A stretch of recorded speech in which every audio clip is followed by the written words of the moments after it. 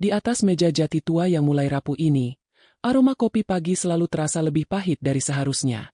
Selama bertahun-tahun, saya memilih diam saat kata-kata kejam dari ibu mertua dan para ipar menyayat hati saya dan anak saya. Mereka mengira, diamnya seorang menantu adalah tanda kekalahan. Sampai hari itu tiba, hari di mana sebuah warisan senilai 5 miliar rupiah jatuh ke tangan saya. Ibu mertua langsung membagi habis uang itu dengan angkuh, tanpa menyadari sebuah bisikan lirih dari suami saya di bawah meja. Iakan saja, nanti kita beri uang mainan. Bagaimanakah cara kami keluar dari rumah itu secara senyap dan meninggalkan mereka dalam ilusi permainan monopoli di dunia nyata? Simak kisahnya di cerita Mbak Q selengkapnya, karena akhir dari cerita ini akan mengubah segalanya. Tita menatap amplop coklat tebal yang tergeletak di atas meja makan kayu jati. Di dalam amplop itu, tersimpan lembaran berharga yang baru saja mengubah garis hidupnya. Angka 5 miliar rupiah bukan lagi sekadar deretan nol di atas kertas, melainkan sebuah kenyataan yang kini berada di genggamannya. Namun, suasana di ruang makan itu sama sekali tidak mencerminkan kebahagiaan yang tulus. Tita melirik Amir, suaminya, yang duduk di sampingnya dengan wajah tegang namun tetap berusaha tenang. Di sekeliling meja, mata-mata yang lapar sedang mengintai, siap menerkam apa yang bukan menjadi hak mereka. Tita tersenyum tipis, sebuah senyuman yang menyembunyikan badai yang sedang ia rancang bersama suaminya di dalam pikiran mereka masing-masing. Ingatannya mendadak melayang pada kejadian beberapa bulan yang lalu, saat rumah ini masih terasa seperti penjara yang pengap bagi jiwanya. Tita dan Amir adalah pasangan suami istri yang sangat sibuk bekerja dari pagi hingga larut malam. Amir menjabat sebagai manajer pemasaran di sebuah perusahaan logistik, sementara Tita baru saja mendapat promosi menjadi direktur utama di sebuah perusahaan rintisan yang sedang berkembang pesat. Kesibukan mereka yang luar biasa membuat waktu di rumah menjadi sangat terbatas. Akibatnya, anak balita mereka yang bernama Bisma hampir sepenuhnya dirawat oleh Bibi Amin, seorang asisten rumah tangga yang sudah setia ikut mereka sejak awal pernikahan. Kehidupan mereka yang rukun dan penuh kerja keras itu sayangnya harus berbagi atap dengan keluarga besar Amir yang parasit. Rumah besar peninggalan almarhum ayah Amir dihuni oleh Ibu Wardah, sang ibu mertua yang selalu merasa dirinya adalah nyonya besar dari keluarga kaya raya di masa lalu. Selain Ibu Wardah, ada Rendra, kakak ipar Amir yang malas, bersama istrinya yang bernama Dona. Dona memiliki sifat yang sangat konsumtif dan bermulut tajam. Tidak ketinggalan, Dennis, adik ipar terkecil yang manja dan pengangguran, juga ikut menikmati seluruh fasilitas di rumah tersebut. Semua biaya kebutuhan hidup, mulai dari listrik, air, beras, hingga kebutuhan kecil lainnya, sepenuhnya ditanggung oleh Amir dan Tita. Setiap pagi di meja makan itu selalu menjadi panggung bagi intimidasi verbal yang menyakitkan. Dona seringkali memulai hari dengan sindiran tajam sambil melirik Tita yang sedang bersiap berangkat kerja.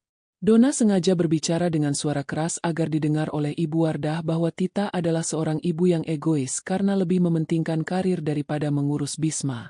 Ibu Wardah selalu menyambut provokasi itu dengan anggukan setuju dan menambahkan bahwa menantu perempuan di zaman sekarang sudah kehilangan rasa baktinya kepada keluarga suami.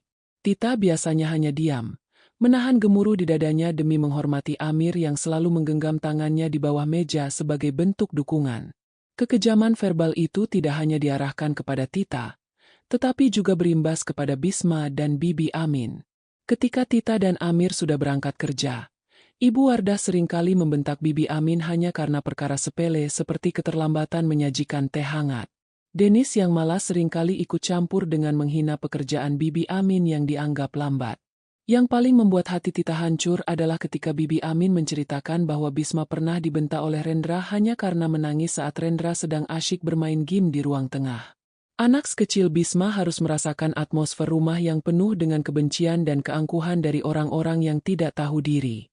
Rendra dan Dona selalu merasa bahwa mereka memiliki derajat yang lebih tinggi karena dahulu ayah mereka adalah seorang pengusaha sukses, meskipun kenyataannya kekayaan itu sudah lama habis.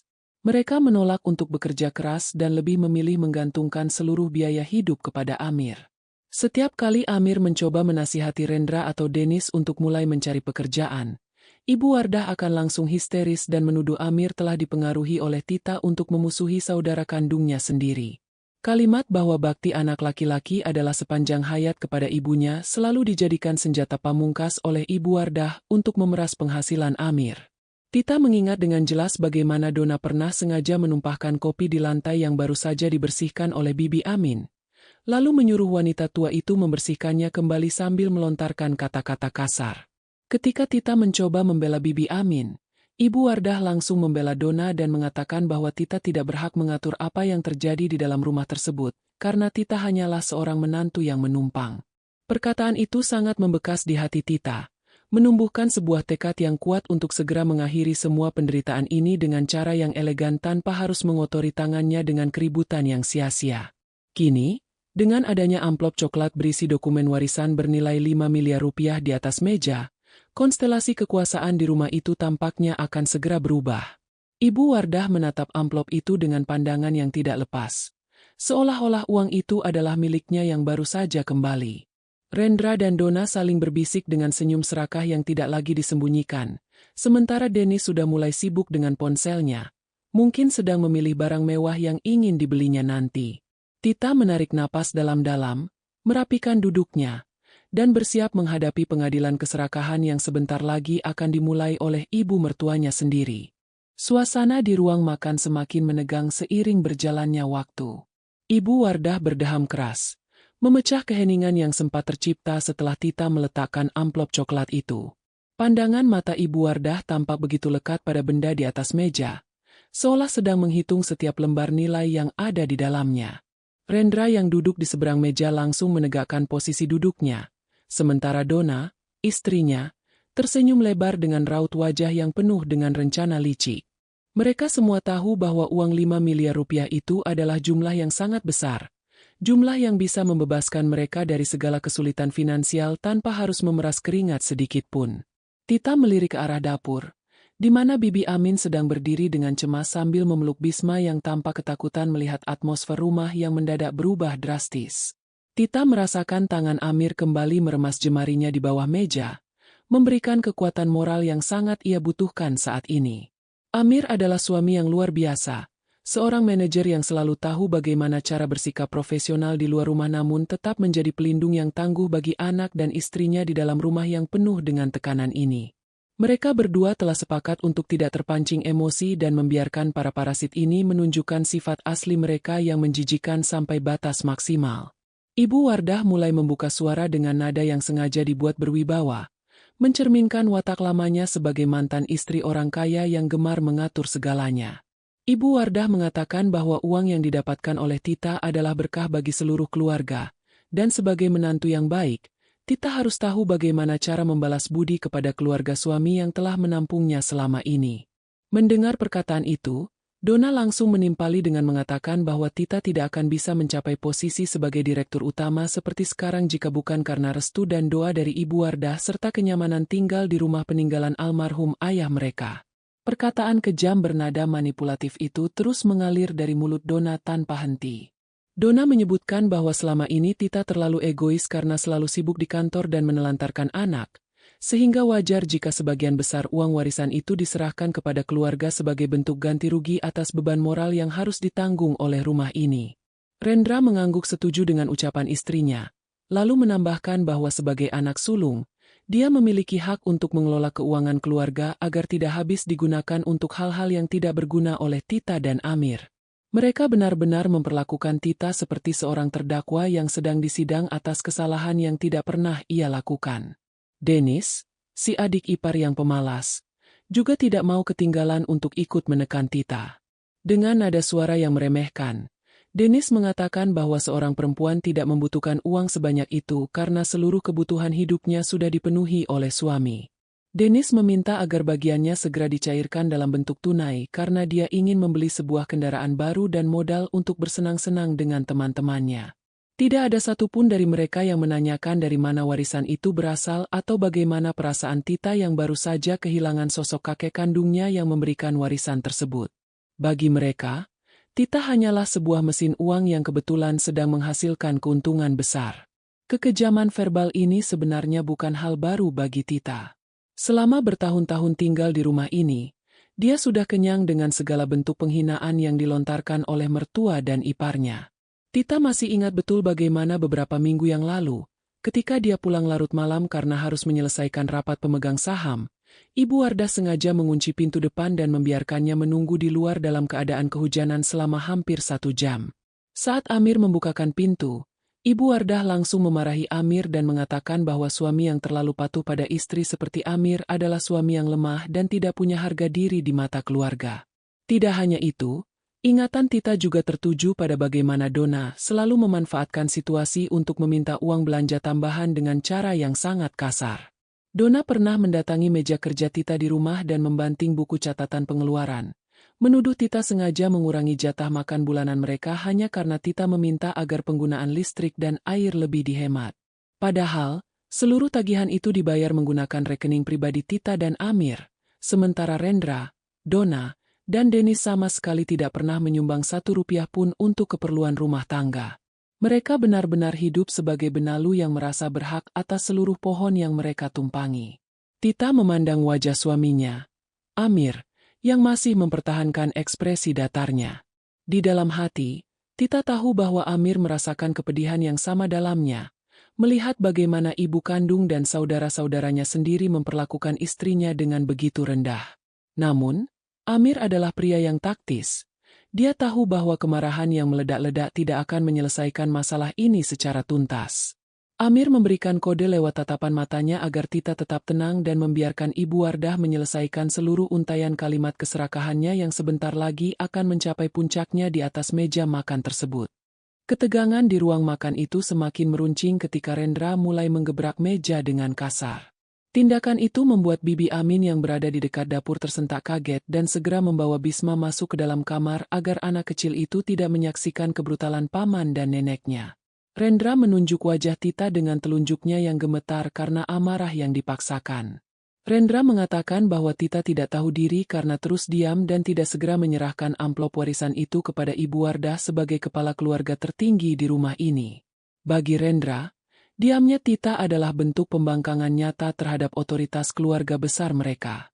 Donna ikut memanaskan suasana dengan melontarkan kalimat yang tidak kalah menusuk hati. Donna berkata bahwa sejak awal Tita masuk rumah ini, Tita hanya membawa sial dan membuat Amir menjauh dari saudara-saudaranya. Menurut Donna, posisi Tita yang kini menjadi direktur utama di perusahaannya hanyalah sebuah kebetulan yang membuatnya menjadi sombong dan lupa daratan. Donna bahkan menuduh bahwa kesibukan Tita bekerja di luar rumah adalah kedok untuk menghindari kewajiban melayani keluarga mertua. Kalimat-kalimat penuh racun itu keluar begitu saja dari mulut Donna tanpa memikirkan bahwa selama ini pakaian yang melekat di tubuhnya dan makanan yang masuk ke perutnya dibeli dari uang keringat Tita. Ibu Wardah tidak tinggal diam melihat menantunya hanya terdiam. Dengan suara yang ditekan namun penuh penekanan yang mengintimidasi, Ibu Wardah mengatakan bahwa semua fasilitas mewah yang dinikmati Tita di rumah peninggalan almarhum suaminya ini harus dibayar mahal. Ibu Wardah menegaskan bahwa rumah besar ini memiliki nilai sejarah dan gengsi yang tinggi, sehingga menantu manapun yang tinggal di sini harus tunduk pada aturan yang ia buat. Ibu Wardah juga menyebut Tita sebagai wanita yang tidak beruntung karena berasal dari keluarga biasa yang mendadak mendapat harta jatuh dari langit, sehingga tidak akan becus mengelola uang sebesar 5 miliar rupiah tanpa bantuannya. Dennis yang duduk di sudut meja tertawa meremehkan sambil menyilangkan dada. Si bungsu yang pemalas ini berkomentar bahwa uang 5 miliar rupiah itu akan habis dalam sekejap jika tetap berada di tangan Tita yang dianggapnya tidak memiliki selera kehidupan kelas atas. Dennis dengan angkuh mengatakan bahwa dia lebih tahu cara membelanjakan uang itu untuk investasi yang menguntungkan. Meskipun semua orang di rumah itu tahu bahwa Dennis bahkan tidak pernah bisa mempertahankan satupun pekerjaan kasar selama lebih dari 1 minggu. Ketiadaan rasa malu dari adik ipar ini benar-benar membuat atmosfer ruangan menjadi sangat pekat oleh keserakahan. Amir yang duduk di sebelah Tita mengepalkan tinjunya dengan sangat erat hingga jarinya bergetar. Sebagai seorang manajer yang terbiasa mengendalikan emosi di bawah tekanan emosional, Amir berusaha keras untuk tidak langsung berdiri dan menghajar kakaknya atau membentak ibunya. Amir menatap lurus ke arah Ibu Wardah dengan pandangan yang penuh kekecewaan mendalam. Namun, Amir mengingat kembali rencana matang yang telah ia susun bersama Tita di dalam kamar mereka malam sebelumnya. Mereka telah berjanji untuk membiarkan badai penghinaan ini mencapai titik kulminasi tertinggi sebelum mereka melancarkan serangan balik yang mematikan secara senyap. Penghinaan verbal ini memicu memori kelam di benak Tita tentang bagaimana kasarnya perlakuan mereka selama 3 tahun terakhir. Tita teringat saat Rendra dengan sengaja merusak mesin cuci yang baru ia beli, lalu menuduh Tita membeli barang murahan yang merusak instalasi listrik rumah. Tita juga mengingat momen ketika Donna menyebarkan fitnah di antara para tetangga bahwa Tita adalah istri yang dominan dan sering membentak Amir di rumah. Padahal kenyataannya Amir dan Tita selalu hidup rukun dan saling menghormati satu sama lain. Semua kebohongan dan kekejaman itu sengaja diciptakan untuk menjatuhkan mental Tita agar ia merasa rendah diri di hadapan keluarga parasit ini. Kini, semua topeng kesopanan yang tersisa telah tanggal sepenuhnya dari wajah Ibu Wardah, Rendra, Donna, dan Dennis. Mereka tidak lagi berpura-pura peduli pada kebahagiaan Tita atau Amir, melainkan hanya fokus pada bagaimana cara memotong dan membagikan uang 5 miliar rupiah itu untuk kepentingan perut mereka masing-masing. Mereka menganggap diamnya Tita sebagai tanda ketakutan dan kepasrahan, sebuah asumsi keliru yang akan segera mereka sesali dalam waktu dekat. Tita menatap mata Ibu Wardah dengan tenang, lalu melirik Amir yang memberikan isyarat bahwa waktu untuk memulai babak berikutnya dalam sandiwara ini telah tiba. Suasana di dalam ruang makan yang tadinya bising oleh makian dan desakan mendadak senyap ketika Tita menarik napas panjang. Ia menggeser amplop coklat tebal itu beberapa sentimeter ke tengah meja, tepat di bawah sorot lampu gantung yang temaram. Detik itu juga, mata Ibu Wardah, Rendra, Donna, dan Dennis langsung tertuju pada pergerakan benda tersebut. Ketegangan yang tadinya dipenuhi amarah kini berubah menjadi keheningan yang mencekam, syarat akan rasa penasaran dan keserakahan yang tertahan di tenggorokan masing-masing. Tita menatap lurus ke arah ibu mertuanya dengan raut wajah yang sengaja dibuat polos tanpa ekspresi. Ia mengatakan bahwa kabar mengenai warisan bernilai 5 miliar rupiah itu memang benar adanya. Uang tersebut merupakan amanah mutlak dari mendiang kakek kandungnya yang baru saja meninggal dunia sebulan yang lalu di kampung halaman. Tita menjelaskan bahwa seluruh proses hukum, administrasi perpajakan, hingga pencairan dana ke dalam rekening pribadinya telah selesai dilakukan secara legal tanpa ada hambatan sedikit pun dari pihak manapun. Mendengar konfirmasi langsung dari mulut Tita, Donna tidak dapat menyembunyikan binar kegembiraan di matanya. Ia menyenggol lengan Rendra dengan bersemangat, sementara Rendra sendiri langsung mengubah posisi duduknya menjadi lebih condong ke depan meja. Ibu Wardah perlahan menyandarkan punggungnya ke kursi jati peninggalan suaminya, berusaha mengembalikan wibawa seorang matriark yang sempat hilang akibat luapan emosi tadi. Ibu Wardah berdeham pelan, lalu menyatakan bahwa karena uang itu sudah masuk ke dalam lingkaran keluarga besarnya, maka penggunaannya tidak boleh diputuskan sepihak oleh Tita. Ibu Wardah mulai merangkai narasi baru yang seolah-olah menempatkan dirinya sebagai penasihat keuangan yang paling bijaksana. Ia mengatakan bahwa keberadaan uang 5 miliar rupiah di tangan seorang menantu perempuan yang masih muda berpotensi memicu masalah besar jika tidak dikelola oleh orang yang berpengalaman. Ibu Wardah menegaskan bahwa karena Tita dan Amir selama ini tinggal di bawah atap rumah peninggalan almarhum suaminya, maka ada hak dan kewajiban moral yang harus segera diselesaikan menggunakan uang warisan tersebut sebagai bentuk rasa syukur. Amir tetap bergeming di tempat duduknya, mendengarkan setiap untayan kata yang keluar dari mulut ibunya dengan saksama. Sebagai seorang manajer yang terbiasa menganalisis situasi sebelum mengambil keputusan, Amir tahu bahwa ibunya sedang menyusun jebakan logika untuk memeras istrinya. Namun, Amir memilih untuk terus mengamati seberapa jauh ibunya akan melangkah dalam rencana pembagian harta yang bukan miliknya tersebut. Amir melirik Tita, memberikan sinyal melalui kedipan mata agar istrinya tetap mengikuti alur permainan yang sedang bergulir. Dennis yang sejak tadi sibuk dengan ponselnya kini ikut bersuara dengan nada yang sengaja dilembutkan, sangat kontras dengan makiannya beberapa menit yang lalu. Dennis mengatakan bahwa sebagai adik bungsu, dia sangat mendukung jika uang tersebut dikelola secara kekeluargaan di bawah pengawasan Ibu Wardah. Dennis menambahkan bahwa realisasi dari pembagian uang ini harus dilakukan secepat mungkin, mengingat ada banyak kebutuhan mendesak yang harus dipenuhi oleh masing-masing anggota keluarga demi menjaga gengsi nama besar keluarga mereka di lingkungan sosial. Tita hanya tersenyum tipis mendengar semua argumen yang dilontarkan oleh para iparnya. Ia menyadari betapa cepatnya tabiat manusia bisa berubah ketika dihadapkan pada tumpukan harta yang menggiurkan. Orang-orang yang beberapa saat lalu menghinanya sebagai menantu pembawa sial, kini berbicara seolah-olah mereka adalah pelindung terbaik yang dimiliki Tita. Tita membiarkan keheningan kembali merayap di antara mereka, membiarkan Ibu Wardah mempersiapkan catatan atau rancangan pembagian yang tampaknya sudah disusun rapi di dalam kepala wanita tua itu sejak pertama kali mendengar kabar angin tentang warisan 5 miliar tersebut. Ibu Wardah memperbaiki posisi duduknya, lalu mengetukkan jemarinya yang dihiasi beberapa cincin permata ke atas permukaan meja jati. Dengan suara yang sengaja diberatkan agar terdengar penuh wibawa, ia menyatakan bahwa dirinya telah merancang keputusan mutlak mengenai peruntukan uang 5 miliar rupiah tersebut. Menurut Ibu Wardah, keputusan ini diambil demi keadilan bersama dan sebagai bentuk pembersihan utang moral Tita selama tinggal di rumah peninggalan almarhum suaminya. Tita dan Amir hanya mendengarkan tanpa memotong satu patah kata pun, membiarkan sang matriark memulai rincian pembagian yang mencengangkan. Ibu Wardah mulai menjabarkan perincian pertama dengan nada tanpa beban. Ia mengatakan bahwa selama 3 tahun terakhir, Tita dan Amir telah menempati rumah besar ini, sehingga wajar jika dihitung sebagai biaya sewa rumah sebesar 500 juta rupiah.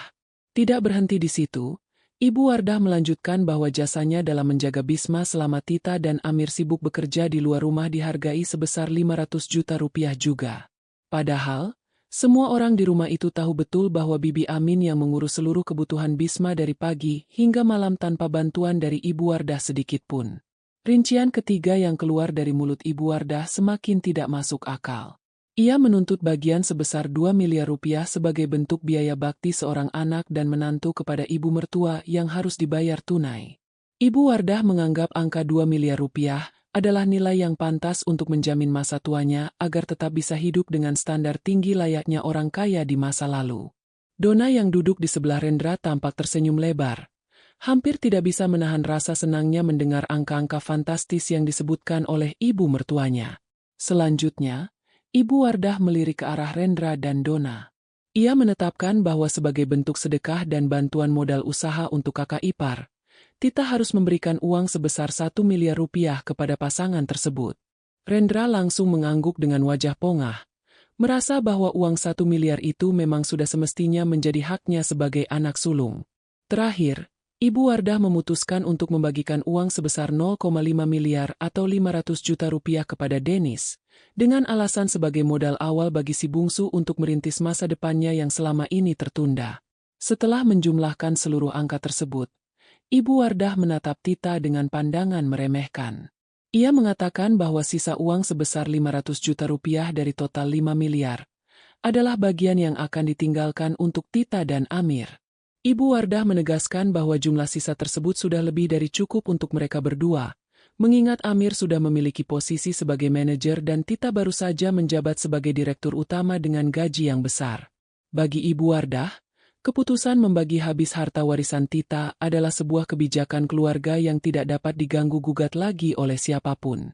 Mendengar rincian pembagian uang 5 miliar rupiah yang dijabarkan oleh Ibu Wardah, keheningan yang pekat kembali menguasai ruang makan.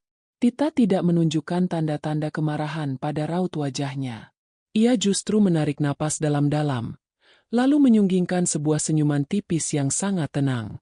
Di dalam hatinya, Tita merasa kelucuan yang luar biasa melihat bagaimana keserakahan telah membutakan akal sehat ibu mertua dan para iparnya.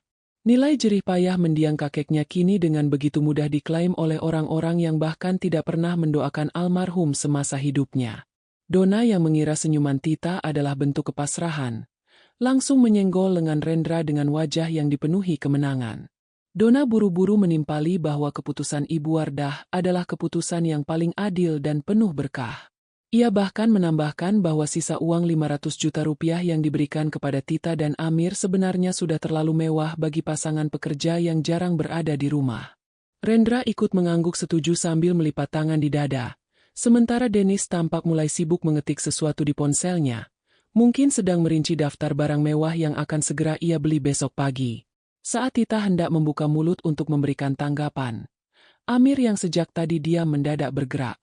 Di bawah meja yang tertutup taplak kain, tangan Amir meremas jemari Tita dengan sangat erat, memberikan tanda agar istrinya tidak terpancing emosi sedikitpun. Amir kemudian sedikit memajukan tubuhnya dan mendekatkan bibirnya ke telinga Tita.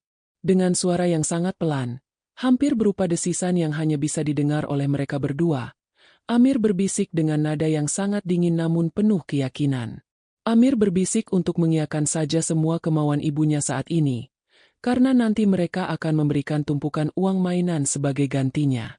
Bisikan Amir seketika membuat detak jantung Tita bergemuruh oleh rasa lega yang tak terbendung.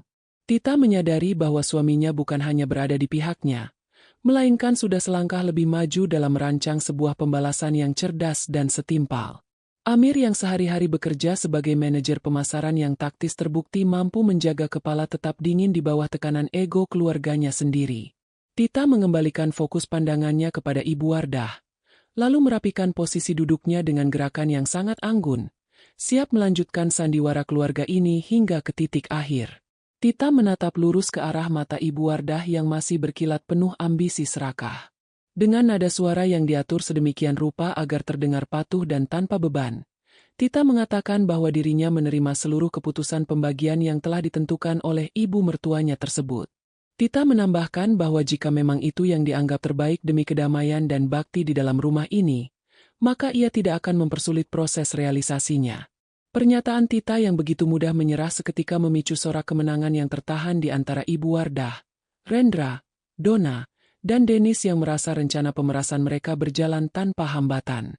Keputusan Tita yang begitu mudah menyetujui pembagian uang warisan membuat suasana rumah peninggalan almarhum ayah Amir mendadak berubah 180 derajat.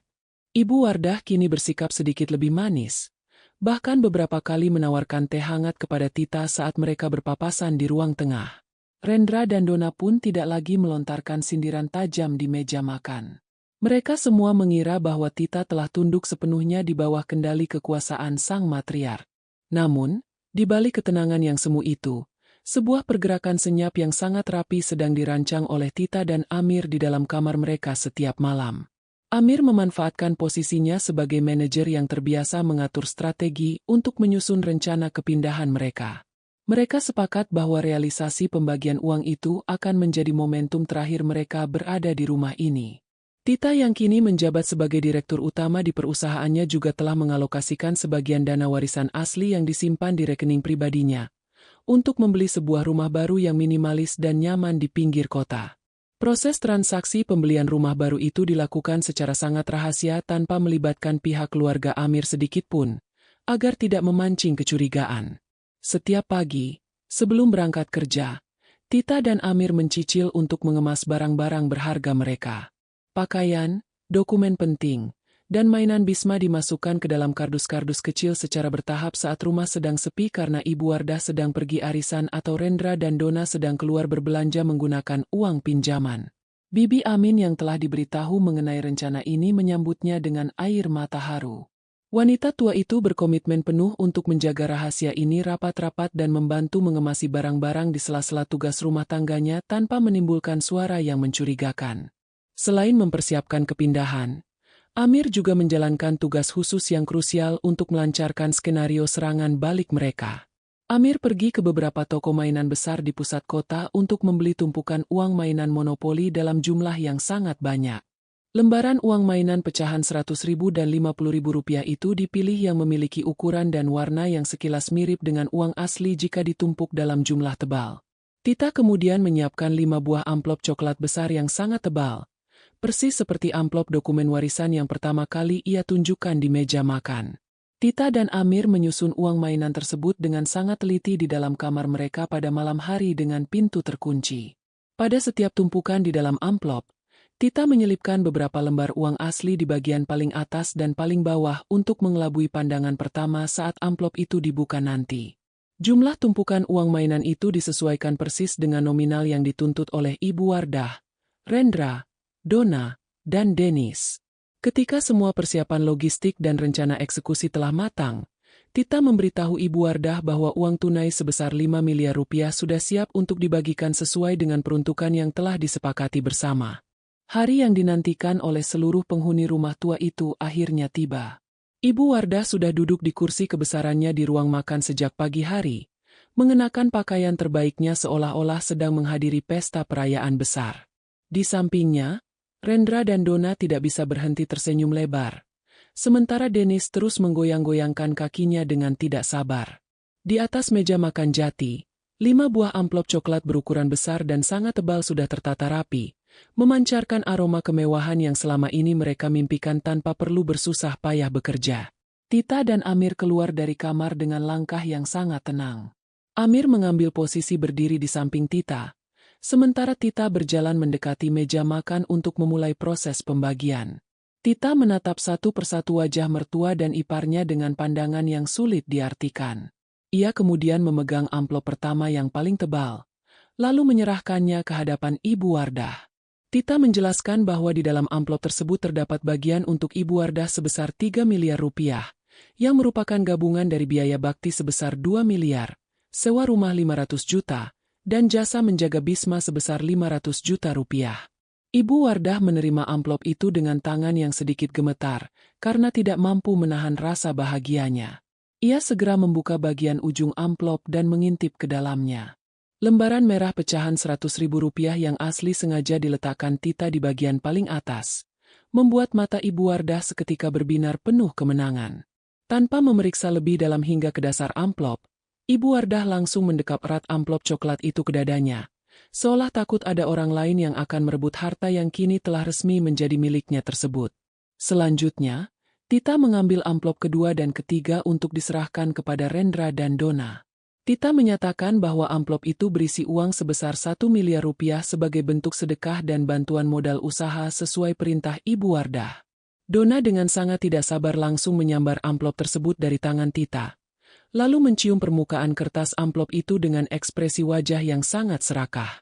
Rendra yang berada di sebelahnya langsung menepuk pundak istrinya sambil tertawa puas, merasa bahwa status mereka sebagai orang kaya baru kini sudah berada di depan mata. Terakhir, Tita menyerahkan amplop keempat kepada Denis yang berisi uang sebesar 500 juta rupiah.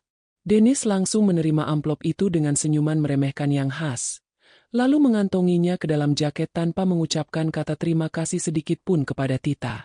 Tita hanya mengambil amplop kelima yang merupakan sisa bagian untuk dirinya dan Amir sebesar 500 juta rupiah. Seluruh proses pembagian berjalan dengan sangat lancar tanpa ada kecurigaan sedikit pun dari para parasit, karena mereka terlalu fokus pada lembaran uang asli yang sengaja dipajang Tita di bagian paling atas tumpukan tersebut. Malam harinya, setelah penyerahan amplop selesai, rumah tua itu mendadak menjadi sangat sepi. Ibu Wardah masuk ke dalam kamarnya sejak sore hari untuk mengagumi harta barunya, sementara Rendra dan Dona langsung pergi keluar rumah untuk merayakan kemenangan mereka di sebuah restoran mewah. Denis pun sudah tidak terlihat di kamarnya sejak maghrib. Kemungkinan besar sedang menemui teman-temannya untuk memamerkan kesuksesan finansial yang didapatkannya secara instan. Situasi rumah yang kosong dan sunyi ini menjadi momentum yang sempurna bagi Tita dan Amir untuk mengeksekusi tahap akhir dari rencana mereka.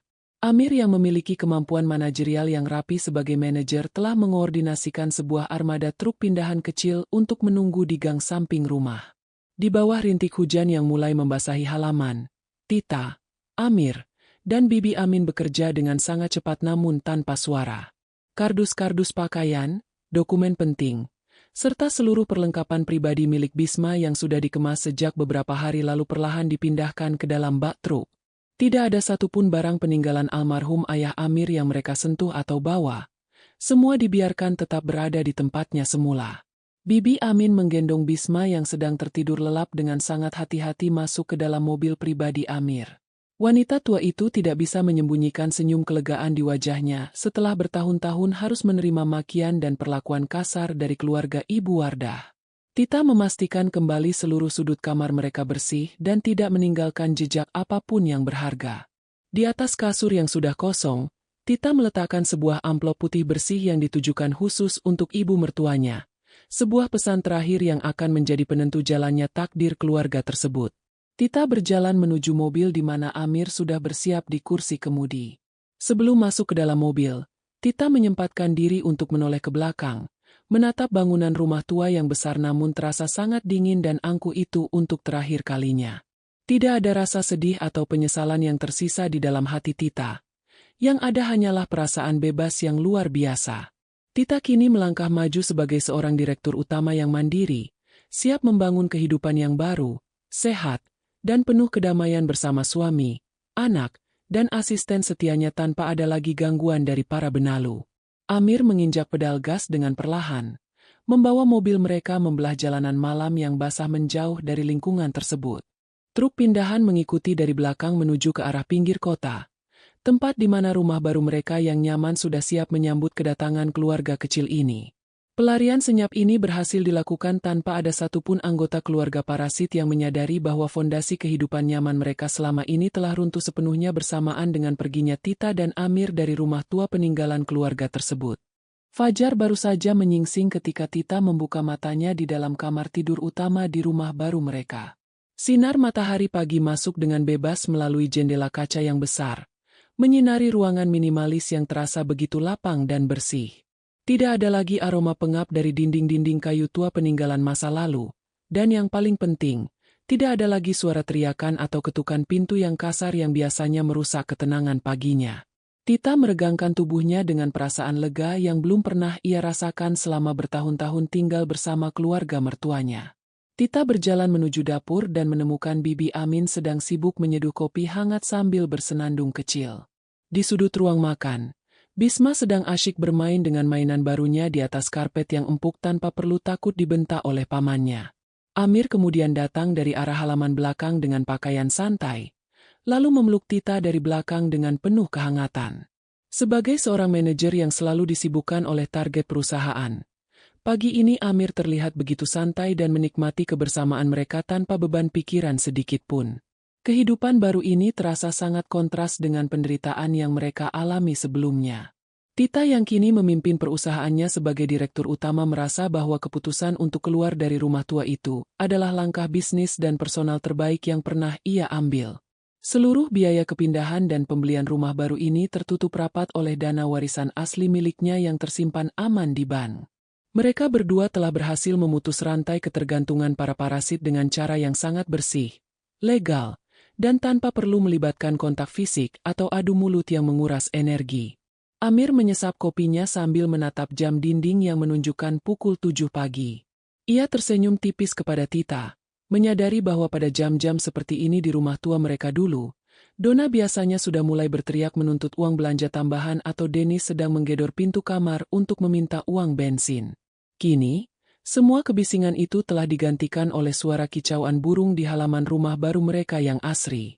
Mereka berdua tahu bahwa kedamaian ini adalah kemewahan sejati yang tidak bisa dinilai dengan uang seberapapun banyaknya. Tita kembali ke kamarnya untuk bersiap-siap menuju kantor. Sementara Amir bersiap mengantar Bisma berjalan-jalan di sekitar kompleks perumahan yang tenang. Di dalam benak mereka, ada rasa penasaran yang menggelitik mengenai apa yang sedang terjadi di rumah tua Ibu Wardah saat ini. Namun, Tita dan Amir memilih untuk tetap tenang dan membiarkan waktu yang bekerja mengungkap kebenaran di balik amplop-amplop coklat tebal yang mereka tinggalkan semalam, mengetahui bahwa badai kepanikan yang sesungguhnya di sana baru saja akan dimulai. Suasana di rumah tua peninggalan almarhum suami Ibu Wardah mendadak pecah oleh teriakan histeris Donna dari arah ruang tengah. Pagi itu, Donna dan Rendra sudah bersiap-siap untuk pergi ke sebuah dealer mobil mewah guna merealisasikan impian mereka membeli kendaraan baru menggunakan uang dari amplop coklat pemberian Tita. Dennis yang juga sudah terbangun sejak pagi tampak tergesa-gesa keluar dari kamarnya sambil menenteng amplop miliknya, berniat menuju pusat perbelanjaan untuk memborong barang-barang bermerek yang selama ini hanya bisa ia lihat melalui layar ponselnya. Kepanikan massal bermula ketika Donna mencoba merapikan tumpukan uang di dalam amplopnya ke dalam tas jinjing. Saat ia menarik lembaran uang merah pecahan Rp100.000 asli yang berada di lapisan paling atas, matanya terbelalak melihat lembaran-lembaran di bawahnya yang memiliki corak sangat aneh. Bukan gambar pahlawan nasional yang ia temukan, melainkan gambar paman berkumis tebal pahlawan dari papan permainan monopoli. Donna berteriak memanggil Rendra dengan suara melengking, mengira bahwa mereka telah salah membawa amplop atau Tita telah melakukan kekeliruan saat menghitung uang. Rendra yang panik langsung merebut amplop dari tangan istrinya dan menumpahkan seluruh isinya ke atas meja makan. Ratusan lembar uang mainan berwarna merah dan merah muda berhamburan di atas meja jati, menyisakan hanya 5 lembar uang Rp100.000 asli yang tadinya digunakan sebagai penutup di bagian atas. Mendengar keributan yang luar biasa tersebut, Ibu Wardah keluar dari kamarnya dengan wajah pucat sambil mendekap erat amplop besar miliknya yang bernilai 3 miliar rupiah. Dengan tangan gemetar, Ibu Wardah ikut membuka ujung amplopnya dan memeriksa isi bagian dalam dengan saksama. Jeritan histeris Ibu Wardah langsung menggema di seluruh penjuru rumah tua itu ketika ia menemukan kenyataan yang sama. Amplop tebal yang ia klaim sebagai biaya bakti, sewa rumah, dan jasa menjaga cucu ternyata hampir seluruhnya berisi tumpukan kertas mainan tidak berharga. Hanya ada beberapa lembar uang asli di bagian paling atas dan paling bawah yang sengaja disisipkan untuk mengecap matanya saat pembagian kemarin. Dennis yang panik segera memeriksa isi amplopnya sendiri dan langsung terduduk lemas di lantai ruang tamu setelah menyadari bahwa impiannya membeli motor sport baru lenyap seketika menjadi tumpukan uang kertas mainan.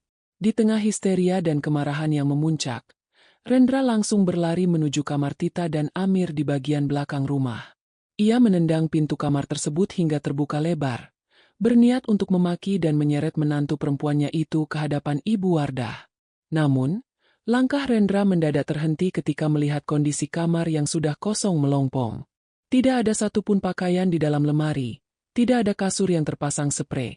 Bahkan seluruh mainan Bisma dan barang-barang milik Bibi Amin sudah tidak menyisakan jejak sedikit pun di dalam rumah tersebut. Ibu Wardah berjalan tertatih-tatih menyusul Rendra dengan napas yang memburu akibat syok yang luar biasa. Ia menatap kamar anak keduanya yang kini sudah bersih tak berpenghuni. Menyadari bahwa menantu yang selama ini ia injak-injak harga dirinya telah pergi secara senyap membawa seluruh uang 5 miliar rupiah yang asli. Keserakahan yang selama ini menguasai pikiran mereka kini berubah menjadi rasa frustrasi yang mendalam, meninggalkan mereka berempat di dalam rumah tua yang mendadak terasa begitu luas, sepi, dan mencekam tanpa ada lagi sosok Tita dan Amir yang selama ini membiayai seluruh isi perut mereka. Histeria di dalam rumah tua itu berubah menjadi kepanikan yang mencekam ketika ketukan keras terdengar dari pintu depan. Dua orang pria bertubuh tegap dengan setelan rapi datang membawa surat tagihan utang macet milik Rendra yang sudah menunggak berbulan-bulan. Bersamaan dengan itu, petugas PLN juga datang ke halaman samping untuk memutus aliran listrik, karena meteran rumah sudah melewati batas toleransi tunggakan. Ibu Wardah terduduk lemas di sofa ruang tamu yang berdebu. Sementara Dona dan Rendra sibuk saling menyalahkan atas tumpukan uang monopoli yang kini berserakan tidak berharga di atas lantai jati. Di tengah kekacauan dan suara perdebatan yang memekakan telinga, Dennis menemukan selembar amplop putih bersih yang tertinggal di atas meja rias kamar utama. Dengan tangan yang gemetar, Dennis menyerahkan amplop itu kepada Ibu Wardah. Sang ibu mertua segera merobek kertasnya dengan harapan masih ada sisa uang asli di dalamnya. Namun, alih-alih lembaran rupiah, yang keluar dari dalam amplop adalah sebuah sertifikat asli kepemilikan rumah tua tersebut yang kini telah resmi dibalik nama atas nama Tita dan Amir karena mereka berdua sudah melunasi pinjaman di bank atas nama orang tuanya yang gagal bayar, lengkap dengan sepucuk surat tertulis yang singkat namun menampar. Surat itu ditulis dengan tulisan tangan Tita yang rapi dan tegas. Di dalamnya tertulis pesan matang, "Untuk Ibu, jika ingin hidup damai dan tenang di masa tua, ikutlah saya ke rumah baru. Saya akan mencukupi seluruh kebutuhan hidup Ibu dengan pola hidup yang sederhana dan teratur seperti pola hidup yang saya jalani selama ini. Namun, untuk kakak dan adik sekalian, silakan kalian tetap menumpang dan tinggal di rumah ini karena rumah ini sudah menjadi milik kami sekarang. Aturan di rumah ini sekarang sangat sederhana, yaitu kalau mau makan ya harus kerja. Jika kalian memang butuh pekerjaan dan ingin berubah, silakan hubungi saya di kantor karena saya bersedia menerima kalian sebagai staf bawahan yang baru di bawah pengawasan saya sebagai direktur utama. Selamat menikmati permainan di dunia nyata." Ibu Wardah menjatuhkan surat itu ke lantai dengan pandangan mata yang kosong, menyadari bahwa takdir mereka kini telah berbalik sepenuhnya. Menantu perempuan yang selama ini mereka rendahkan dan panggil sebagai parasit pembawa sial, kini telah bertransformasi menjadi pemilik sah atas tanah tempat mereka berpijak sekaligus menjadi pemegang kendali atas masa depan mereka. Keangkuhan masa lalu keluarga kaya raya itu runtuh ketika di hadapan kecerdasan senyap Tita dan Amir, meninggalkan Rendra, Dona, dan Dennis dalam kebingungan mendalam untuk menentukan pilihan antara menurunkan harga diri demi sesuap nasi atau keluar dari rumah itu tanpa membawa apa-apa selain tumpukan uang mainan monopoli. Cerita ini mengajarkan kita bahwa kesabaran bukanlah tanda kelemahan, melainkan ruang untuk menyusun strategi yang cerdas. Menghadapi manusia yang serakah tidak perlu dibalas dengan makian yang menguras energi, cukup dengan sikap tenang, kerja keras, dan pembuktian yang elegan. Bakti kepada orang tua memang kewajiban, Namun keserakahan berkedok bakti tidak boleh dibiarkan merusak martabat rumah tangga kita sendiri. Pada akhirnya, roda kehidupan akan selalu berputar untuk mereka yang tahu cara berjuang dengan kepala dingin. Menurut Anda, apakah tindakan Tita dan Amir membalas dengan uang mainan sudah cukup adil untuk menyadarkan mertua parasit ini? Atau justru mereka berhak mendapatkan pelajaran yang lebih kejam lagi? Yuk, tulis pendapat dan pengalaman serupa versi Anda di kolom komentar. Selamat datang dan jumpa kembali di cerita Mbak Yu Jiem. Jimat hidup dihina, maka duniamu akan kuhancurkan sekejap mata. Seorang ibu dari kampung rela menjual satu-satunya sawah demi kesuksesan putri tercinta. Namun saat kedatangan ke rumah mewah cucunya bahwa, ia hanya dianggap sampah dan ditendang hingga terjungkal oleh adik ipar yang biadab. Mereka tertawa puas di atas air mata mereka. Tanpa tahu detik itu juga, aku akan mencabut seluruh kemewahan yang mereka pamerkan. Simak bagaimana karma bekerja saat sombong ini darah menjadian hanya dalam waktu semalam. Inilah kisah paling pedas bagi mereka yang lupa pada adab kepada orang tua. Namun sebelum dilanjut, kami berdoa. Semoga Bapak, Ibu, saudaraku semua sehat dan bahagia. Jangan lupa untuk menekan tombol like, subscribe, dan komen pada kolom komentar. Serta sebutkan dari mana Bapak, Ibu, saudaraku berasal agar kita saling kenal dan mendoakan. Mari kita simak ceritanya. Ibu Fatimah duduk berjongkok di pinggir pematang sawah yang selama puluhan tahun menjadi penyambung nyawanya. Mata orang tuanya yang mulai lamur menatap hamparan padi yang menguning. Namun hatinya terasa berat. Sawah itu adalah harta satu-satunya peninggalan suami-suaminya. Namun, sebuah kabar gembira dari kota baru saja singgah ke pendengaran. Nina, putri tunggal kebanggaannya, menelepon dengan suara riang mengabarkan bahwa ia telah menetap di sebuah rumah besar dan ingin ibunya datang berkunjung. Ibu Fatimah tahu, kehidupan di kota besar tidaklah murah. Meski Nina berkata sudah sukses, mengasuh seorang ibu selalu ingin memberi yang terbaik tanpa ingin merepotkan anaknya. Karena itu, Ibu Fatimah berbicara dengan seorang tengkulak tanah di balai desa. Dengan tangan gemetar, ia menandatangani surat modifikasi hak milik sawahnya. Uang hasil penjualan itu ia simpan rapi di dalam sabuk kain yang melilit pinggangnya. Baginya, uang itu bukan untuk pamer, melainkan bekal agar Nina tidak perlu memikirkan biaya hidup sang ibu di kota nanti. Ibu Fatimah membayangkan wajah ceria Nina saat mereka bertemu. Ia rela kehilangan tanahnya menjamin Nina hidup layak dan tidak dipandang sebelah mata oleh keluarga suaminya. Kenangan masa sulit saat ia harus membanting tulang sebagai buruh tani demi menyekolahkan Nina seolah sirna tertutup harapan baru. Keesokan harinya, Ibu Fatimah mulai berkemas. Ia hanya memasukkan beberapa potong baju pasar yang sudah pudar warnanya ke dalam tas kain luluh. Tidak lupa, ia membawa oleh-oleh berupa kerupuk desa dan beras hasil panen terakhirnya untuk sang menantu, Noval. Ibu Fatimah merasa sangat bangga. Di kampungnya, ia sering dipuji karena berhasil mendidik anak hingga menjadi orang sukses di ibu kota. Dengan langkah yang agak tertatih karena sisa pegal di kakinya, ia menuju stasiun kereta didampingi oleh beberapa tetangga yang ikut terharu. Mereka melepas Ibu Fatimah dengan doa agar ia bahagia menghabiskan masa tua di rumah anaknya yang megah. Perjalanan jauh menuju kota ia tempuh dengan penuh kesabaran. Di dalam gerbong kereta yang penuh sesak, Ibu Fatimah terus mendekap tas kainnya. Ia tidak peduli dengan keringat yang membasahi baju sederhananya. Pikirannya hanya tertuju pada Nina.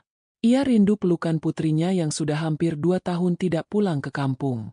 Sepanjang jalan, ia berdoa agar kedatangannya membawa berkah dan tidak menjadi beban. Ibu Fatimah sangat menjaga martabatnya sebagai orang tua. Ia ingin menunjukkan bahwa meski berasal dari kampung, ia datang dengan tangan penuh cinta dan pengorbanan yang tulus dari hasil keringatnya sendiri. Sesampainya di stasiun kota, kemegahan bangunan dan hiruk-pikuk kendaraan sempat membuatnya pusing.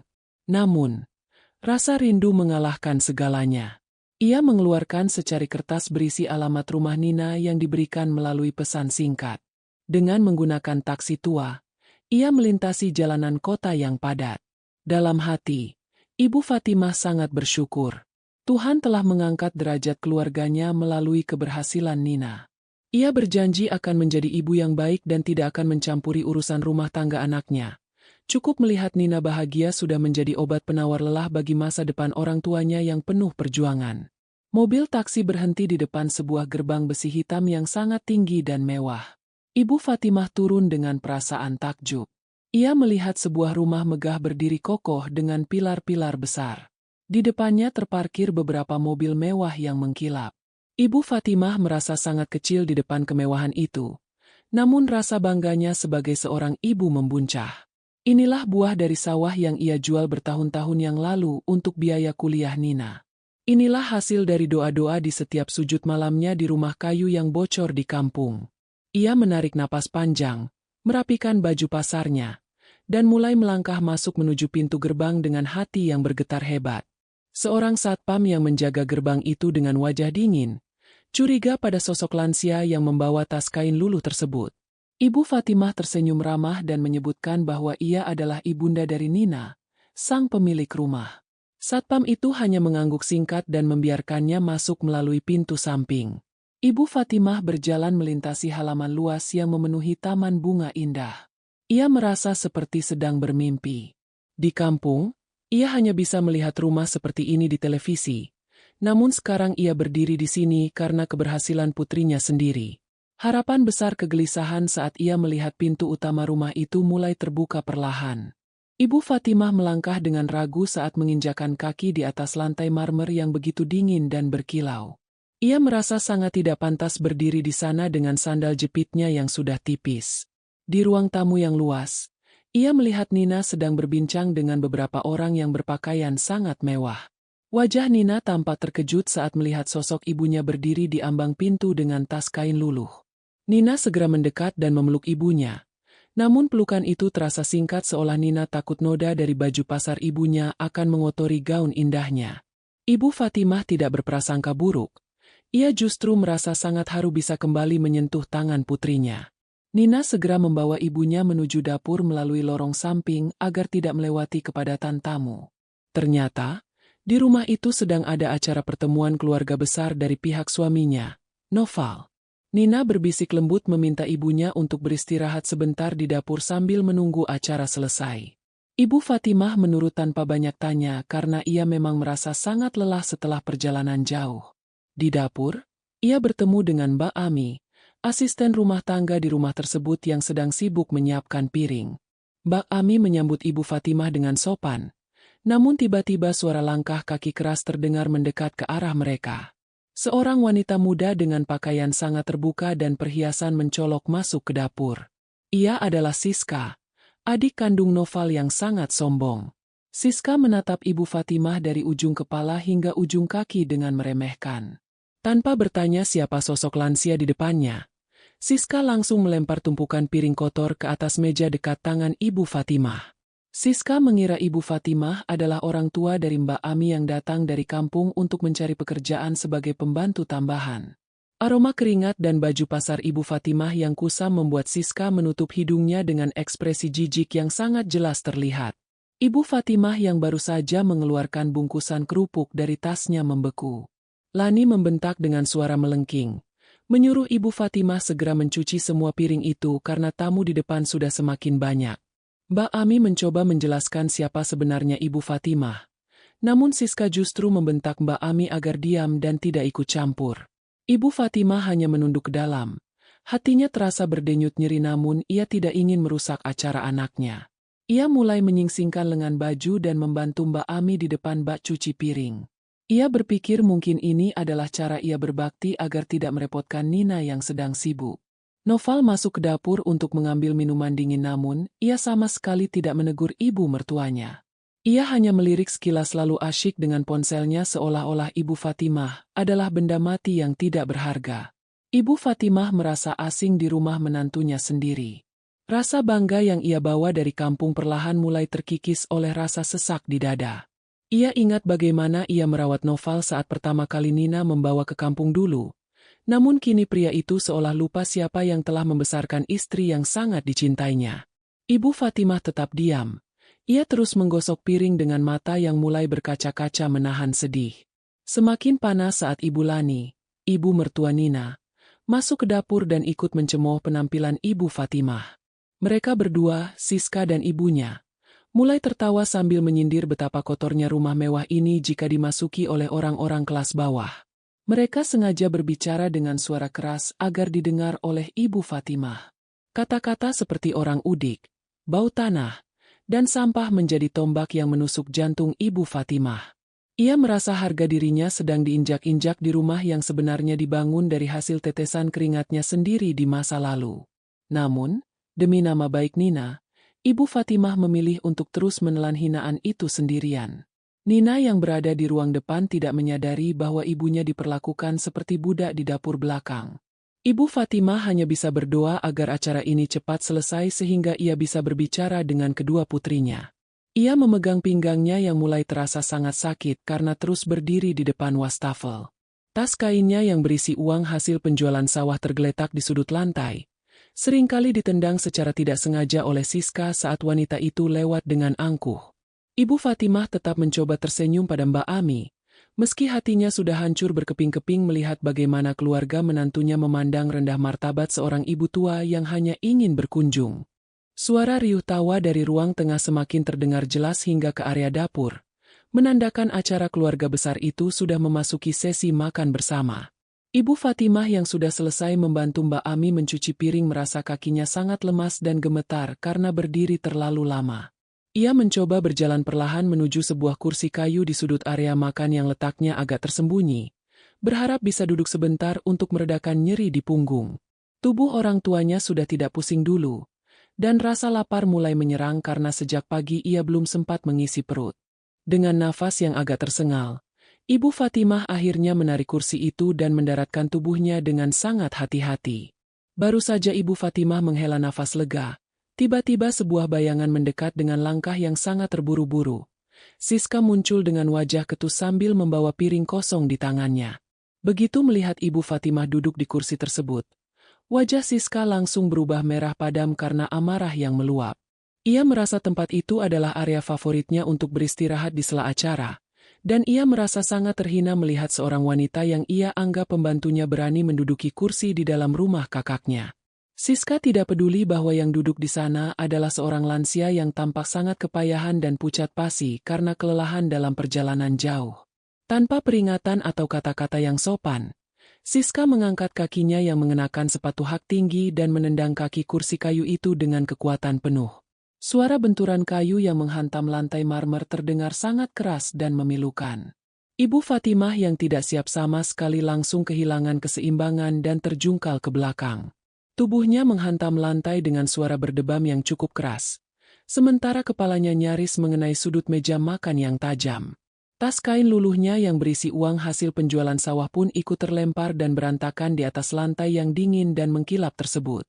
Siska justru berkacak pinggang dan berteriak dengan suara yang menggelegar ke seluruh ruangan. Ia memaki dengan kata-kata yang sangat kejam, menyuruh Ibu Fatimah untuk segera minggir dan menyebutnya sebagai tua bangka yang tidak tahu diri. Siska mengatakan bahwa orang kampung seperti Ibu Fatimah tidak pantas duduk di atas kursi mewah dan seharusnya tahu tempat jika hanya numpang tinggal. Teriakan Siska memancing perhatian seluruh anggota keluarga besar yang sedang berkumpul di ruang utama. Mereka semua menoleh ke dapur dan area makan, menyaksikan Ibu Fatimah yang masih terduduk lemas di lantai sambil memegang pinggangnya yang terasa sangat nyeri dan panas. Bukannya membantu atau merasa iba, Ibu Lani yang merupakan ibu mertua Nina justru menutup mulutnya dan tertawa terbahak-bahak melihat kejadian itu. Ia menganggap pemandangan seorang wanita tua yang terjungkal adalah sebuah lelucon yang sangat menghibur di tengah acara arisan mereka. Anggota keluarga besar lainnya yang terhasut oleh sikap sombong Ibu Lani ikut melontarkan senyum sinis dan tawa kecil, seolah-olah penderita Ibu Fatimah adalah tontonan yang lucu. Mereka tidak ada yang beranjak dari tempat duduknya untuk membantu bangkit, malah terus memperhatikan dengan menyampaikan penghinaan seolah-olah Ibu Fatimah adalah kotoran yang merusak keindahan rumah mewah itu. Noval yang berada tidak jauh dari lokasi kejadian hanya berdiri mematung sambil memegang gelas minumannya. Bukannya membela ibu mertuanya, ia justru ikut tersenyum tipis dan mentraktir wajah, tidak ingin terlihat membela orang tua yang menurutnya berpura-pura di depan keluarga besarnya. Ia seolah membiarkan adiknya, Siska, terus mencaci maki Ibu Fatimah yang kini mulai meneteskan air mata karena rasa sakit fisik dan batin yang luar biasa. Ibu Fatimah mencoba mengumpulkan sisa-sisa kekuatannya untuk berdiri sendiri, Namun rasa nyeri di tulang ekornya membuat ia kembali duduk sambil merintih pelan dalam diam, berharap Nina segera datang membantunya. Di tengah suara tawa yang menghina dan caci maki Siska yang semakin menjadi, suasana tiba-tiba berubah mencekam saat pintu penghubung ruang tengah terbuka dengan kasar. Nina berdiri di sana dengan wajah yang sangat pucat, namun matanya memancarkan kilatan amarah yang belum pernah dilihat oleh siapapun sebelumnya. Ia menyaksikan dengan mata kepala sendiri bagaimana ibunya diperlakukan lebih rendah dari binatang, sementara suaminya sendiri hanya diam menonton. Nina serasa darah mendidih hingga ke ubun-ubun, dan di detik itu juga, rasa hormatnya kepada keluarga Noval menghilang tak berbekas. Ia berjalan cepat menghampiri ibunya yang masih tergeletak di lantai dengan hati yang hancur berkeping-keping. Nina melangkah dengan kaki gemetar, bukan karena takut, melainkan karena menahan gelombang amarah yang nyaris menutupi dadanya. Suasana ruang makan yang tadinya riuh dengan gelak tawa penghinaan tiba-tiba berubah menjadi sunyi senyap saat Nina mendekat. Matanya teringat pada Ibu Fatimah yang masih berusaha bangkit dari lantai yang dingin, sementara Siska masih berdiri dengan wajah puas tanpa rasa bersalah sedikitpun. Nina berbaring di samping ibunya, mendekap tubuh tua itu dengan tangan yang bergetar. Ia bisa merasakan jantung ibu berdebar cepat karena syok dan ketakutan. Air mata Nina jatuh mengenai pundak baju ibu yang kusam, sebuah pemandangan yang membuat hatinya semakin teriris perih.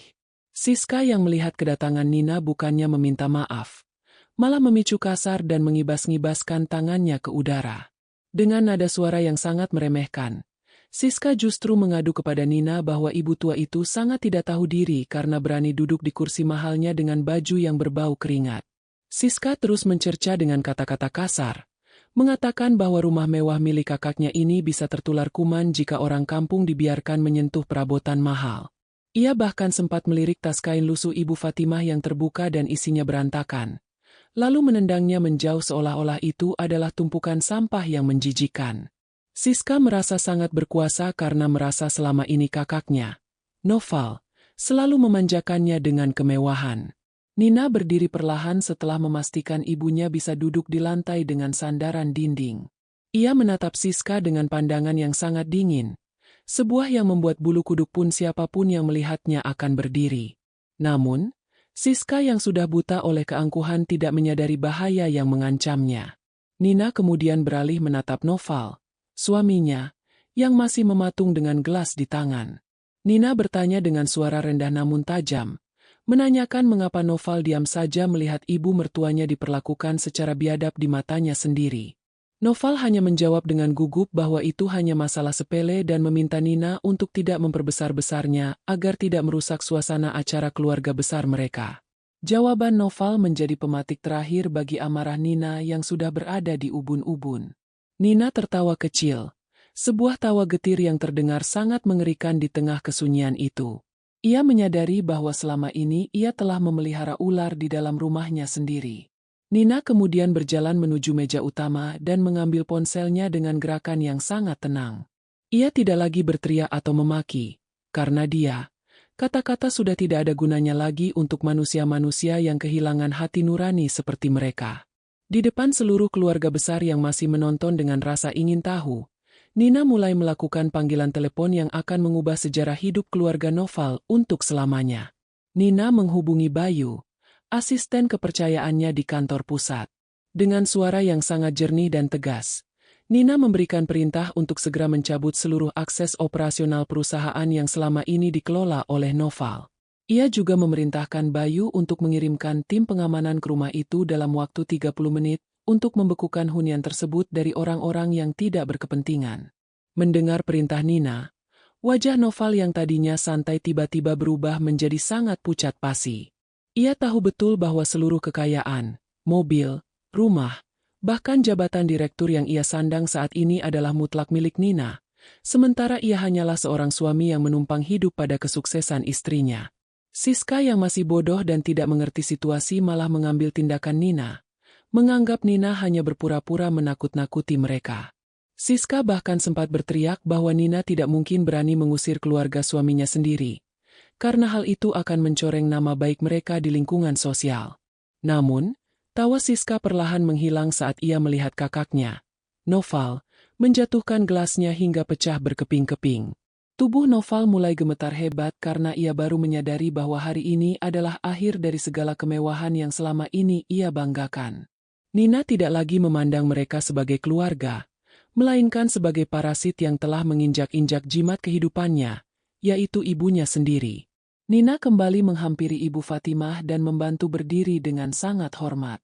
Ia memunguti uang hasil penjualan sawah ibunya yang berantakan di lantai dengan air mata yang terus mengalir. Nina berbisik di telinga ibunya bahwa mulai detik ini, tidak akan ada lagi yang berani menyentuh seujung rambut pun dari tubuh ibunya tanpa harus berhadapan dengan maut. Ia membawa ibunya menuju kamar utama yang paling mewah di rumah itu, meninggalkan keluarga Noval yang mulai dilanda ketakutan luar biasa. Nina sudah membuat sumpah di dalam hatinya, bahwa sebelum matahari terbit besok pagi, ia akan memastikan Siska dan seluruh keluarganya merasakan dinginnya aspal jalanan tanpa sepeser pun uang di kantong mereka sebagai balasan atas setiap air mata yang jatuh dari mata Ibu Fatimah. Keluarga besar Noval yang berada di ruang tengah mulai bisik-bisik gelisah melihat perubahan suasana yang begitu mendadak. Ibu Lani, yang tadinya tertawa paling keras, kini mulai merasa tidak enak hati saat melihat cucunya berjalan dengan punggung yang sangat tegak dan wajah sedingin es. Ia mencoba mendekati Nina dengan maksud meredakan ketegangan. Namun Nina hanya melewatinya begitu saja seolah-olah Ibu Lani hanyalah bayangan yang tidak berarti. Nina terus membimbing Ibu Fatimah masuk ke dalam kamar utama, membiarkan para tamu undangan saling memandang dalam kebingungan. Keangkuhan yang tadi memenuhi ruangan kini menguap, berganti dengan rasa cemas yang mulai memenuhi hati orang-orang yang selama ini menggantungkan hidup pada kemurahan hati Nina. Di dalam kamar, Nina mendudukkan Ibu Fatimah di atas tempat tidur yang sangat empuk. Ia memijat kaki ibunya yang gemetar karena syok sambil terus meminta maaf atas kelalaiannya dalam menjaga keselamatan sang ibu. Ibu Fatimah hanya diam dengan membawa barang kosong. Sesekali ia mengusap air matanya dengan ujung kerudung yang sudah kusam. Ia tidak menyangka kunjungannya yang didasari rasa rindu justru berakhir dengan penghinaan yang begitu keji. Nina merasakan sakit yang luar biasa melihat ibunya hancur seperti itu. Baginya, Ibu Fatimah adalah orang yang paling berjasa, orang yang rela kelaparan agar bisa kuliah. Namun di rumah ini ibunya justru dianggap lebih rendah dari alas kaki oleh keluarga suaminya sendiri. Sementara itu di ruang makan, Noval mencoba mengejar Nina namun langkahnya terhenti saat ia melihat beberapa pria berbadan tegap dengan seragam hitam mulai memasuki halaman rumah. Itu adalah tim pengamanan yang dikirim oleh Bayu atas perintah Nina. Noval berteriak menanyakan apa yang terjadi. Namun para petugas itu hanya diam dan mulai berdiri di setiap sudut pintu keluar. Siska yang melihat duplikat itu mulai merasa takut.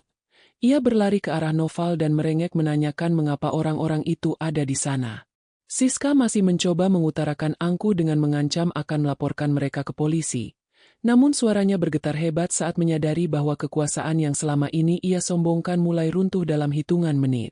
Nina keluar dari kamar dengan membawa peta tebal yang berisi dokumen-dokumen penting kepemilikan aset. Ia berdiri di hadapan Noval, Siska, dan Ibu Lani dengan melipat yang sangat tajam dan tidak menyisakan ruang untuk negosiasi. Dengan suara yang sangat tenang namun bertenaga, Nina membacakan satu persatu aset yang akan ia tarik mulai malam ini juga. Ia menyebutkan bahwa rumah mewah ini, 3 unit mobil yang ada di garasi, serta jabatan direktur di anak perusahaan semuanya dibatalkan sepihak karena adanya pelanggaran berat dalam perjanjian pranikah. Noval yang mendengar hal itu langsung jatuh terduduk di lantai, menyadari bahwa tanpa Nina, ia hanyalah seorang pria yang tidak memiliki apa-apa selain pakaian yang melekat di tubuhnya. Siska mencoba berteriak bahwa Nina sangat jahat karena mengusir keluarganya sendiri hanya karena masalah kursi tua. Namun Nina langsung membungkam mulut Siska dengan melemparkan dokumen laporan pengeluaran bulanan Siska yang selama ini dibayar oleh perusahaan Nina. Nina mengatakan bahwa setiap butir nasi yang dimakan Siska, setiap potong baju mahal yang dipakainya, semuanya berasal dari uang yang dikumpulkan Nina melalui perjuangan Ibu Fatimah yang dulu menjual sawah. Nina menegaskan bahwa ia tidak akan membiarkan uang hasil keringat orang tua digunakan untuk membiayai manusia yang menghina orang tua sendiri. Siska membayangkan 1000 bahasa.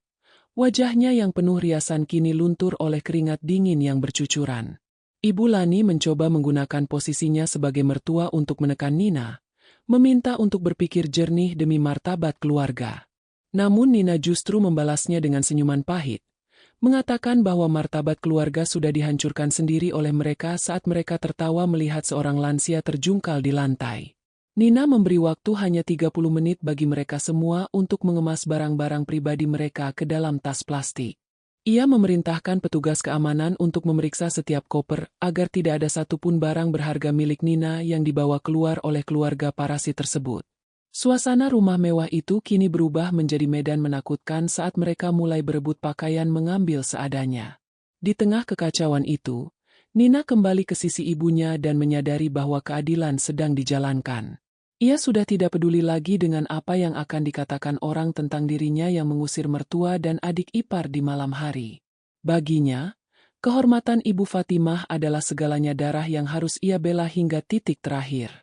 Nina melihat dari balik jendela bagaimana satu persatu anggota keluarga besar Noval keluar dari gerbang dengan wajah tertunduk malu, membawa barang-barang mereka seperti pengungsi.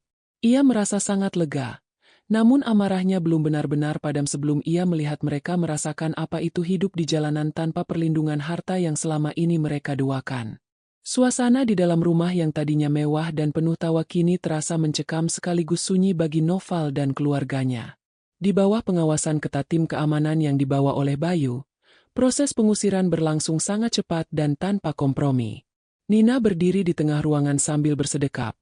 Matanya terus mengawasi setiap gerak-gerik Siska yang mencoba menyembunyikan beberapa perhiasan emas ke dalam saku celananya.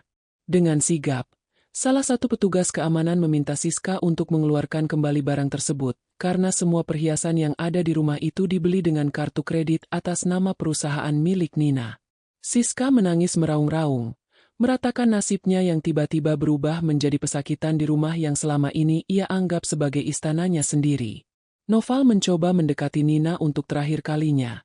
Ia berlutut dan memohon agar Nina tidak melakukan ini kepada keluarganya. Ia berjanji akan mendidik Siska lebih keras lagi dan meminta maaf atas kehilafannya yang sempat mengundang Ibu Fatimah. Namun, hati Nina sudah membatu. Ia melihat Noval bukan lagi sebagai seorang suami yang ia cintai, melainkan sebagai pria yang mengomel yang tega membiarkan ibu mertuanya diinjak-injak hanya untuk menyenangkan adiknya yang manja. Nina dengan tegas melepaskan tangan Noval dari kakinya dan mengatakan bahwa permohonan maaf itu sudah terlambat. Baginya, melihat ibunya tersungkur di lantai adalah batas akhir dari kesabarannya sebagai seorang istri dan anak. Ibu Lani hanya bisa berdiri di sudut ruangan sambil memegang tas plastik berisi beberapa pasang pakaian bekasnya. Ia yang biasanya tampil selalu anggun dengan balutan kebaya mahal, kini tampak subur dan tak berdaya. Ia menyaksikan satu persatu fasilitas mewah di rumah yang disegel oleh asisten Bayu. Mobil-mobil yang biasanya mereka gunakan untuk pamer di depan teman-teman arisan kini kuncinya telah disita. Nina bahkan diperintahkan untuk memutus aliran listrik dan mengganti seluruh kunci pintu rumah tepat setelah mereka melangkah keluar dari gerbang. Tidak ada lagi sisa kemakmuran bagi mereka. Yang ada hanyalah kenyataan pahit bahwa selama ini mereka hanyalah benalu yang menempel pada kesuksesan orang yang mereka hina. Malam semakin larut dan udara kota mulai terasa menusuk tulang. Satu persatu, anggota keluarga Noval diseret keluar menuju gerbang besar yang selama ini menjadi simbol status sosial mereka. Siska tampak sangat mengenaskan. Ia hanya mengenakan daster tipis dan tanpa alas kaki karena sandalnya disita oleh petugas sebagai barang inventaris rumah. Di luar gerbang, beberapa tetangga yang penasaran mulai keluar rumah untuk melihat cuplikan tersebut. Mereka berbisik-bisik melihat keluarga yang biasanya sombong itu kini berdiri di pinggir jalan dengan tumpukan tas plastik. Rasa malu yang luar biasa mulai menyerang batin mereka. Sebuah perasaan yang jauh lebih menyakitkan daripada rasa lapar yang mulai membaik. Ibu Fatimah yang berada di dalam kamar utama hanya bisa mendengar suara isak tangis dari luar. Ia sempat meminta Nina untuk tidak terlalu keras kepada mereka, karena mereka adalah keluarga. Namun Nina dengan lembut memegang tangan ibunya dan menjelaskan bahwa ini bukan tentang balas dendam semata, melainkan tentang memberikan pelajaran mengenai adab dan rasa hormat kepada orang tua. Nina tidak ingin ibunya terus-terusan dianggap remeh hanya karena berasal dari desa. Ia ingin membuktikan bahwa doa seorang ibu dari kampunglah yang membawa keberhasilan ini, dan siapapun yang berani merusaknya harus menerima konsekuensi yang setimpal tanpa kecuali. Di pinggir jalan raya, Noval, Siska, dan Ibu Lani kerepotan harus melangkah kemana. Uang di dompet mereka sangat terbatas karena selama ini mereka selalu mengandalkan fasilitas kartu kredit dari Nina yang kini sudah diblokir total. Ponsel milik Siska terus berbunyi, bukan karena ada panggilan dari teman-temannya, melainkan notifikasi pesan dari bank tentang pengumpulan cicilan barang-barang mewah yang ia beli atas namanya sendiri namun pembayarannya biasanya disubsidi oleh Nina. Siska panik luar biasa. Ia merasa dunianya benar-benar berhenti malam itu. Ia yang tadinya menendang kursi orang tua dengan angkuh, kini harus merasakan dinginnya jalanan aspal tanpa kepastian tempat untuk berteduh. Nina menutup rapat tirai jendela rumahnya dan kembali fokus merawat Ibu Fatimah. Ia sudah menyiapkan makan malam yang hangat dan membelikan baju baru yang jauh lebih layak untuk ibu. Ia berjanji dalam hati bahwa hari esok akan menjadi awal dari kehidupan baru bagi mereka berdua, tanpa ada lagi gangguan dari parasit yang tidak tahu terima kasih. Nina sudah memutuskan untuk segera mengurus perceraiannya dengan Noval resmi melalui pengacara. Ia merasa lebih baik menyandang status janda daripada harus berbagi hidup dengan pria yang tidak mampu menghargai jimat kehidupannya. Malam itu, untuk pertama kalinya setelah sekian lama, Nina merasa memiliki kendali penuh atas harga diri keluarganya. Matahari belum sepenuhnya terbit saat Noval terbangun di sebuah teras toko yang tutup dengan beralaskan kardus bekas. Tubuhnya terasa kaku dan tulang-tulangnya seolah bergeser karena semalam ia harus tidur berhimpitan dengan Siska dan Ibu Lani. Suasana pagi di pinggiran kota yang bising mulai menyapa indera pendengarannya. Namun yang paling menyakitkan adalah rasa lapar yang mulai melilit perut. Noval menatap tangannya yang kosong. Tidak ada lagi jam tangan mewah yang melingkar di sana karena sudah disita oleh petugas keamanan semalam. Ia mencoba membangunkan Siska yang masih terisak dalam tidurnya. Namun adiknya justru mengerang kesakitan karena kakinya membengkak akibat tidak memakai alas kaki saat berjalan jauh menuju pinggiran kota ini. Tiba-tiba, ketenangan mereka pecah oleh suara dering ponsel yang sangat nyaring dari dalam tas Siska. Dengan tangan gemetar, Siska merogoh ponselnya dan melihat layar yang terisi dengan notifikasi panggilan tak terjawab dan pesan singkat. Wajah Siska yang tadinya pucat mendadak menjadi putih pasi seputih kertas saat membaca pesan-pesan tersebut. Ternyata, berita tentang pencabutan seluruh fasilitas dan pemecatan mereka sudah menyebar ke pihak bank dan agen pengumpulan. Pesan-pesan itu berisi ancaman penyerahan aset pribadi yang masih tersisa atas nama mereka, termasuk tunggakan kartu kredit Siska yang mencapai angka ratusan juta rupiah. Siska mulai berteriak panik, menyadari bahwa ia tidak memiliki sepeser pun uang untuk membayar semua kemewahan yang selama ini ia pamerkan di media sosial. Di sisi lain kota, Nina sudah bangun sejak subuh untuk menyiapkan sarapan spesial untuk Ibu Fatimah. Ia tidak membiarkan Mbak Ami bekerja sendiri, melainkan turun langsung ke dapur untuk memastikan semua makanan yang disajikan adalah favorit ibu. Ibu Fatimah tampak sudah lebih tenang, meski sisa-sisa kesedihan masih terpancar dari sorot matanya yang teduh. Nina duduk di hadapan ibunya dan menggenggam tangan tuanya dengan sangat erat. Ia menjelaskan bahwa pengacara sudah menyiapkan rancangan gugatan cerai untuk Noval. Nina menegaskan bahwa ia tidak bisa lagi melanjutkan hidup dengan pria yang tidak memiliki keberanian untuk melindungi ibu mertuanya sendiri dari kebiadaban keluarganya. Ibu Fatimah hanya mengangguk pasrah. Ia menyerahkan segala keputusan pada putrinya. Kini ia sadari telah tumbuh menjadi wanita yang sangat kuat dan bijaksana. Ponsel Noval juga mulai berbunyi tanpa henti. Itu adalah panggilan dari kantor yang memberitahukan bahwa posisi sebagai direktur operasional telah digantikan oleh orang baru atas perintah pemilik saham tunggal, yaitu Nina. Noval merasa jantungnya seolah berhenti berdetak. Ia yang selama ini merasa hebat karena jabatannya menengadah itu, kini hanyalah seorang berjongkok yang berjongkok. Ia mencoba menghubungi Nina berkali-kali, namun nomornya telah diblokir total.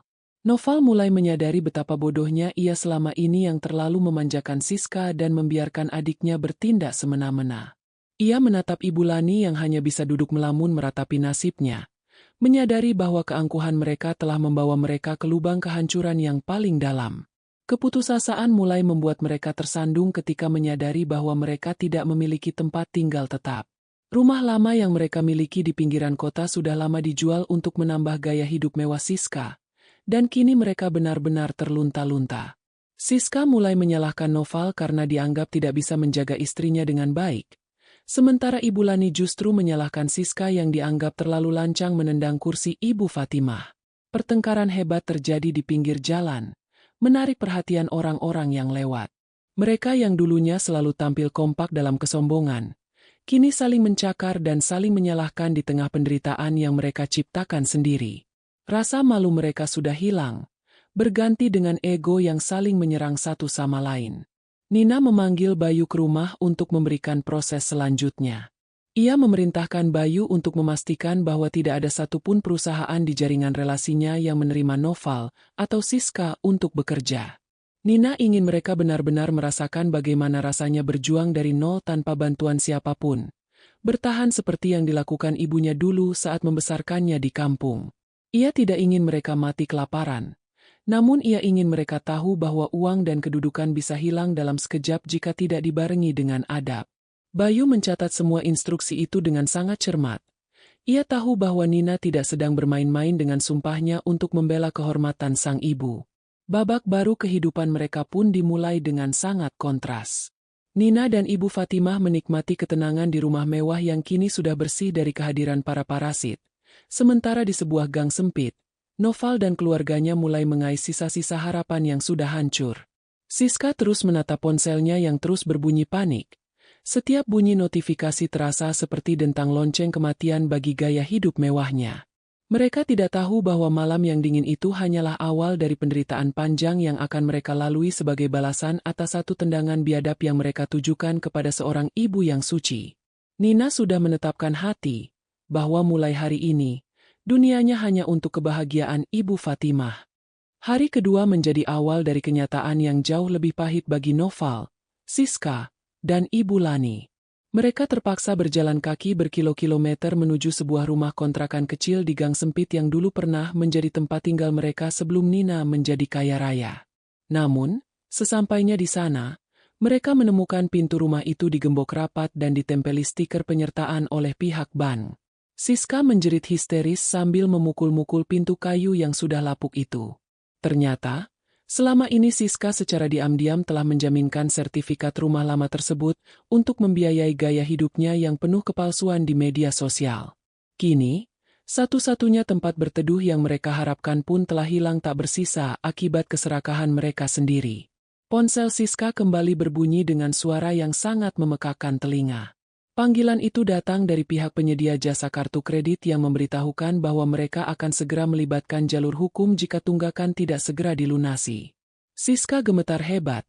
Ia yang biasanya selalu bermerek tas dan pakaian mahal, kini hanya bisa membuka tas plastik berisi baju bekas yang mulai berbau masam. Ia mencoba menghubungi teman-teman sosialitanya untuk meminta bantuan atau sekadar tempat menginap. Namun satu persatu dari mereka mematikan telepon setelah mengetahui Siska telah jatuh miskin. Tidak ada satupun orang yang mau membantu wanita yang selama ini dikenal sombong dan suka menghina orang lain itu. Di rumah mewah Nina, suasana terasa sangat berbeda dan penuh ketenangan. Nina mengundang Pak Tatang, tokoh masyarakat setempat yang bijak, untuk menjadi saksi dalam menandatangani dokumen sertifikat aset secara sah. Nina menceritakan secara jujur alasan di balik tindakannya yang tegas ini agar tidak terjadi fitnah di kemudian hari. Pak Tatang hanya menenangkan kepala saat melihat betapa biadabnya perlakuan Siska terhadap Ibu Fatimah.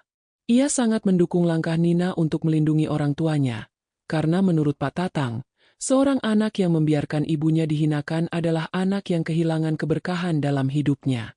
Ibu Fatimah menyuguhkan teh hangat dengan tangan yang masih sedikit gemetar. Namun senyumannya mulai kembali terlihat. Noval yang putus asa mencoba mengunjungi kantor pusat perusahaan Nina dengan harapan bisa menemui istrinya untuk memohon ampun.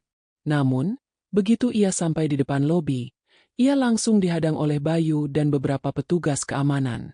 Bayu menyerahkan sebuah peta coklat yang berisi surat panggilan sidang perceraian serta surat pemecatan secara tidak hormat. Noval mencoba menjelaskan bahwa ia tidak bermaksud jahat kepada Ibu Fatimah. Namun Bayu hanya menemui dengan meremehkan. Bayu menegaskan bahwa diamnya seorang suami saat istrinya menghina ibu mertuanya adalah bentuk pengkhianatan yang paling besar. Noval diusir dari area perkantoran itu di depan mata rekan-rekan kerjanya yang dulu sangat menghormatinya. Kehancuran ekonomi keluarga Noval merambat begitu cepat seperti api yang membakar jerami kering. Karena sudah tidak memiliki uang sepeser pun untuk membeli makanan, Ibu Lani terpaksa mengeluarkan perhiasan imitasi yang ia sangka emas asli untuk dijual ke pasar. Namun betapa hancur hatinya saat pedagang emas mengatakan bahwa semua perhiasan itu hanyalah logam biasa yang tidak memiliki nilai jual. Siska yang mendengarnya langsung menyalahkan ibunya karena dianggap tidak pandai memilih barang berharga. Pertengkaran ibu dan anak ini semakin panas di pinggir jalan, mengundang tontonan warga sekitar yang merasa heran melihat keluarga yang biasanya tampil sangat perlente kini mengganggu seperti orang kehilangan akal. Di tengah keputusasaan, Noval mencoba mencari pekerjaan di toko-toko kelontong sebagai kuli panggul. Namun berita tentang kelakuan buruk keluarganya terhadap Ibu Fatimah ternyata sudah tersebar luas di media sosial. Banyak warga yang mengenali wajah mereka dari potongan video yang sempat direkam oleh salah satu asisten rumah tangga secara diam-diam. Tidak ada pemilik toko yang mau mempekerjakan orang yang dianggap tidak berada di bawah orang tua. Mereka kini benar-benar terlindungi dari lingkungan sosial, menjadi orang buangan yang tidak diinginkan dimanapun mereka berada. Noval tertunduk lesu di trotoar, menyadari bahwa nama baik telah hancur total karena kesombongan adiknya yang ia pelihara sendiri. Malam itu, mereka tiba-tiba terpaksa tidur di sebuah gudang kosong yang berada di belakang pasar induk. Aroma busuk dari sisa sayuran dan udara yang lembab menjadi saksi bisu betapa rendahnya mereka sekarang. Siska terus meratapi nasibnya sambil memandangi layar ponselnya yang kini layarnya sudah retak karena terjatuh. Ia baru menyadari bahwa kursi yang ia tendang kemarin adalah kursi keramat yang membawa petaka bagi hidupnya. Sementara itu, Nina dan Ibu Fatimah sedang khusyuk melaksanakan ibadah malam, memohon agar kehidupan mereka dijauhkan dari orang-orang zalim. Nina merasa lega telah melepaskan beban hidupnya, meskipun ia tahu perjalanan menuju perceraian yang sah masih harus dilalui dengan ketegaran hati. Hari ketiga setelah pengusiran itu menjadi puncak dari segala keputusasaan bagi Noval, Siska, dan Ibu Lani. Mereka terbangun dengan tubuh yang gatal-gatal karena gigitan nyamuk di gudang pasar yang kotor dan lembab. Perut mereka sudah terasa sangat perih karena sejak kemarin hanya diisi dengan air keran yang mereka ambil di toilet umum. Siska yang biasanya tidak bisa makan tanpa menu mewah, kini tampak sangat kurus dengan mata yang cekung dan wajah yang kusam tanpa riasan. Ia menatap kakinya yang terluka karena terinfeksi akibat tidak segera diobati. Rasa sakit fisik itu mulai membuat Siska kehilangan akal sehatnya. Ia terus meracau menyalahkan kursi tua yang ia tendang, seolah benda itu kini menghantui setiap langkahnya dalam kegelapan. Ponsel Siska kembali bergetar. Namun kali ini bukan dari penagih hutang, melainkan dari rekan-rekan kerjanya yang mengirimkan surat pemecatan secara digital. Ternyata, video saat Siska nenek moyang Ibu Fatimah telah menjadi viral di internet dan memancing kemarahan netizen. Perusahaan tempat Siska bekerja merasa citra mereka terancam jika terus mempekerjakan wanita yang dicap sebagai menantu dan adik ipar iblis oleh masyarakat. Siska melempar ponselnya ke dinding gudang hingga hancur berkeping-keping. Ia berteriak histeris menyadari bahwa karir, kejayaan, dan masa depannya telah lenyap dalam satu malam hanya karena kesombongan yang ia banggakan di hadapan seorang wanita tua yang tidak berdaya. Di rumahnya yang tenang, Nina sedang duduk di taman bersama Ibu Fatimah sambil menikmati teh hangat. Nina baru saja menerima laporan dari Bayu mengenai dampak viralnya video tersebut terhadap keluarga Noval. Meskipun Nina tidak memerintahkan penyebaran video itu, ia merasa ini adalah bentuk keadilan semesta yang sedang berjalan. Banyak orang yang mengirimkan pesan dukungan kepada Nina dan Ibu Fatimah. Bahkan ada beberapa pengusaha yang menawarkan kerjasama baru karena kagum dengan prinsip Nina yang sangat menjunjung tinggi kehormatan orang tua. Ibu Fatimah hanya berpesan agar Nina tetap rendah hati dan tidak menjadi sombong atas kemenangan ini, karena bagi Ibu Fatimah, tujuan utama mereka bukanlah menghancurkan orang lain, melainkan menjaga ketenangan hati. Noval mencoba peruntungan terakhirnya dengan mendatangi rumah teman lamanya untuk meminjam uang agar bisa menyewa kamar kos yang layak bagi ibu dan adiknya. Namun, teman lamanya itu bahkan tidak mengizinkan Noval masuk melewati pagar rumahnya. Teman tersebut mengatakan bahwa dia tidak sudi berteman dengan pria yang hanya diam saat ibunya dihinakan, karena menurutnya, pria seperti itu tidak akan pernah bisa dipercaya dalam urusan apapun. Noval pulang dengan tangan kosong dan hati yang hancur. Ia berjalan melintasi jalanan kota dengan melewati tempat kosong, mengabaikan sinis dari orang-orang yang mengenalinya sebagai suami yang durhaka terhadap ibu mertua. Ia merasa harga dirinya sudah terkubur sangat dalam di bawah aspal jalanan. Ibu Lani mulai jatuh sakit karena tidak kuat menahan dinginnya lantai gudang dan beban pikiran yang terlalu berat. Ia terus menggumamkan kata maaf dalam tidurnya, memanggil nama Ibu Fatimah dengan suara yang parau. Penyesalan mulai tumbuh di hati wanita tua itu. Ia menyadari bahwa selama ini ia telah salah mendidik Siska menjadi anak yang sombong dan tidak punya adab. Namun, penyesalan itu datang saat semuanya sudah terlambat. Tidak ada lagi kasur empuk, tidak ada lagi makanan lezat. Yang ada hanyalah penyesalan yang membakar batinnya di masa tua yang seharusnya tenang. Ia melihat Siska yang kini duduk di sudut gudang sambil memeluk lututnya. Tampak seperti orang yang telah kehilangan jiwanya. Di kantornya, Nina memimpin rapat dengan sangat tenang namun penuh wibawa. Ia memberikan instruksi kepada tim hukumnya untuk memastikan proses perceraian dengan Noval berjalan tanpa ada pembagian harta gono gini, karena semua aset memang milik Nina sejak sebelum mereka menikah. Nina tidak memberikan sedikit celah pun bagi Noval untuk mengambil keuntungan finansial dari perpisahan ini.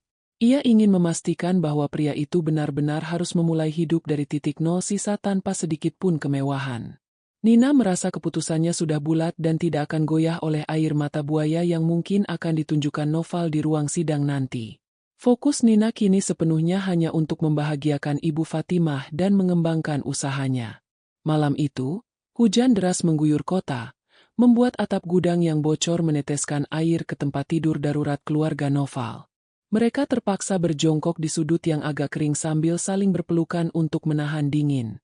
Noval menatap Ibu Lani yang memesan dan Siska yang terus melamun tanpa bicara. Ia teringat kembali pada saat-saat ia tertawa melihat Ibu Fatimah terjungkal di lantai marmer yang mewah. Kini, keadaan berbalik 180 derajat. Mereka kini terjungkal di tempat yang paling hina, tanpa kursi untuk duduk dan tanpa atap yang layak untuk bernaung. Noval menangis dalam diam, menyadari bahwa ia telah membuang permata demi memelihara kerikil tajam yang kini membahayakan hidupnya sendiri. Hari keempat menjadi saksi betapa hancurnya mental Noval saat ia terpaksa keluar ke jalanan untuk mencari sesuap nasi bagi ibu dan adiknya yang mulai terserang demam. Dengan pakaian yang sudah kumal dan bau badan yang tidak sedap, ia mendatangi sebuah warung makan di pinggiran pasar, berharap bisa mendapatkan sisa makanan atau pekerjaan kasar sebagai pencuci piring. Namun, pemilik warung yang mengenali wajahnya dari berita yang viral segera mengusirnya dengan sapu lidi. Pemilik warung itu berteriak bahwa ia tidak sudi warungnya dikotori oleh pria yang membiarkan ibunya ditendang hingga terjungkal.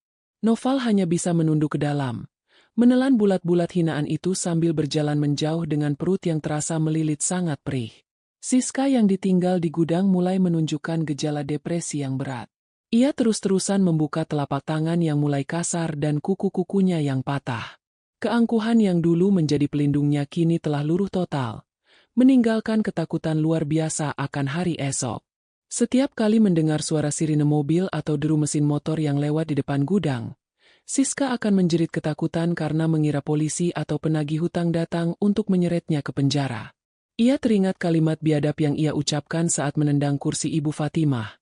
Dan setiap kata itu kini terasa seperti gema yang menyiksa batinnya tanpa henti. Siska menyadari bahwa kecantikan dan kemewahan yang ia doakan ternyata tidak bisa menyelamatkannya dari kemurkaan Tuhan. Ibu Lani yang terbaring lemah di atas tumpukan kardus mulai mengigau tentang masa lalu. Ia teringat betapa susahnya Ibu Fatimah dulu saat datang ke rumah mereka membawa hasil kebun sebagai tanda kasih. Namun selalu ia tolak dengan rasa cemburu. Penyesalan itu datang menghujam jantungnya saat ia menyadari bahwa kini ia sendiri yang lebih hina dari pengemis. Ia melihat kedua anaknya, Noval dan Siska, yang kini hidup terlunta-lunta karena kesalahan pendidikan yang ia berikan. Ibu Lani menangis terseduh-seduh dalam kondisi lemahnya, memohon agar Tuhan memberikan satu kali lagi kesempatan untuk bersujud di kaki Ibu Fatimah. Ia merasa umurnya sudah tidak lama lagi, dan ia tidak ingin mati dalam keadaan membawa dosa besar kepada seorang ibu yang suci. Di kediamannya yang damai, Nina sedang meninjau laporan akhir dari tim pengacaranya mengenai berkas perceraian. Nina merasa lega karena proses ini berjalan sangat lancar berkat bukti-bukti kelakuan buruk Noval yang sangat kuat. Nina sama sekali tidak merasa sedih atau kehilangan. Justru ia merasa seperti baru saja membuang sampah yang selama ini menyumbat saluran kebahagiaannya. Ia melihat Ibu Fatimah sedang asyik menanam bunga di taman belakang rumah mereka. Wajah sang ibu kini terlihat jauh lebih segar dan bercahaya. Nina berjanji dalam hati tidak akan pernah membiarkan orang lain menjaga ketenangan ibunya lagi, karena baginya, kebahagiaan Ibu Fatimah adalah prioritas tunggal yang melampaui segala urusan duniawi lainnya. Noval akhirnya kembali ke gudang dengan tangan kosong dan wajah yang lebam, karena sempat bersitegang dengan preman pasar saat mencoba mengais sisa sayuran. Ia melihat kondisi keluarganya yang sangat memprihatinkan dan menyadari bahwa mereka tidak akan bertahan lebih lama lagi jika terus seperti ini. Dalam keputusasaannya, Noval memutuskan untuk menulis surat permintaan maaf di atas secari kertas bekas pembungkus semen. Ia ingin mengirimkannya kepada Nina, bukan untuk meminta kembali hartanya, melainkan untuk memohon agar Nina mau memaafkan Ibu Lani yang kondisinya semakin kritis. Noval sadar bahwa ia telah kehilangan hak untuk dicintai. Namun ia berharap sisi kemanusiaan Nina masih ada untuk membantu orang tua yang sedang bernafas. Pesan singkat masuk ke ponsel Bayu dari salah satu informannya yang menggabungkan pergerakan keluarga Noval. Bayu segera melaporkan kondisi tragis itu kepada Nina, menceritakan bahwa keluarga yang dulu menghina Ibu Fatimah kini berada di tempat sampah untuk bertahan hidup. Nina mendengarkan laporan itu dengan wajah tanpa ekspresi. Tidak ada rasa iba maupun rasa puas yang berlebihan. Ia hanya berkata bahwa setiap orang harus mempertanggungjawabkan perbuatannya sendiri di dunia ini. Nina tidak berniat memberikan bantuan materi apapun, karena ia tahu bahwa bantuan yang prematur hanya akan membuat mereka tidak benar-benar bertaubat. Ia ingin mereka merasakan penderitaan itu hingga ke sumsum tulang agar mereka mengerti rasa sakit yang dialami Ibu Fatimah. Malam itu menjadi malam yang paling menyiksa bagi Siska karena rasa lapar yang sangat hebat membuatnya terpaksa memakan sisa roti berjamur yang ia temukan di pojokan gudang.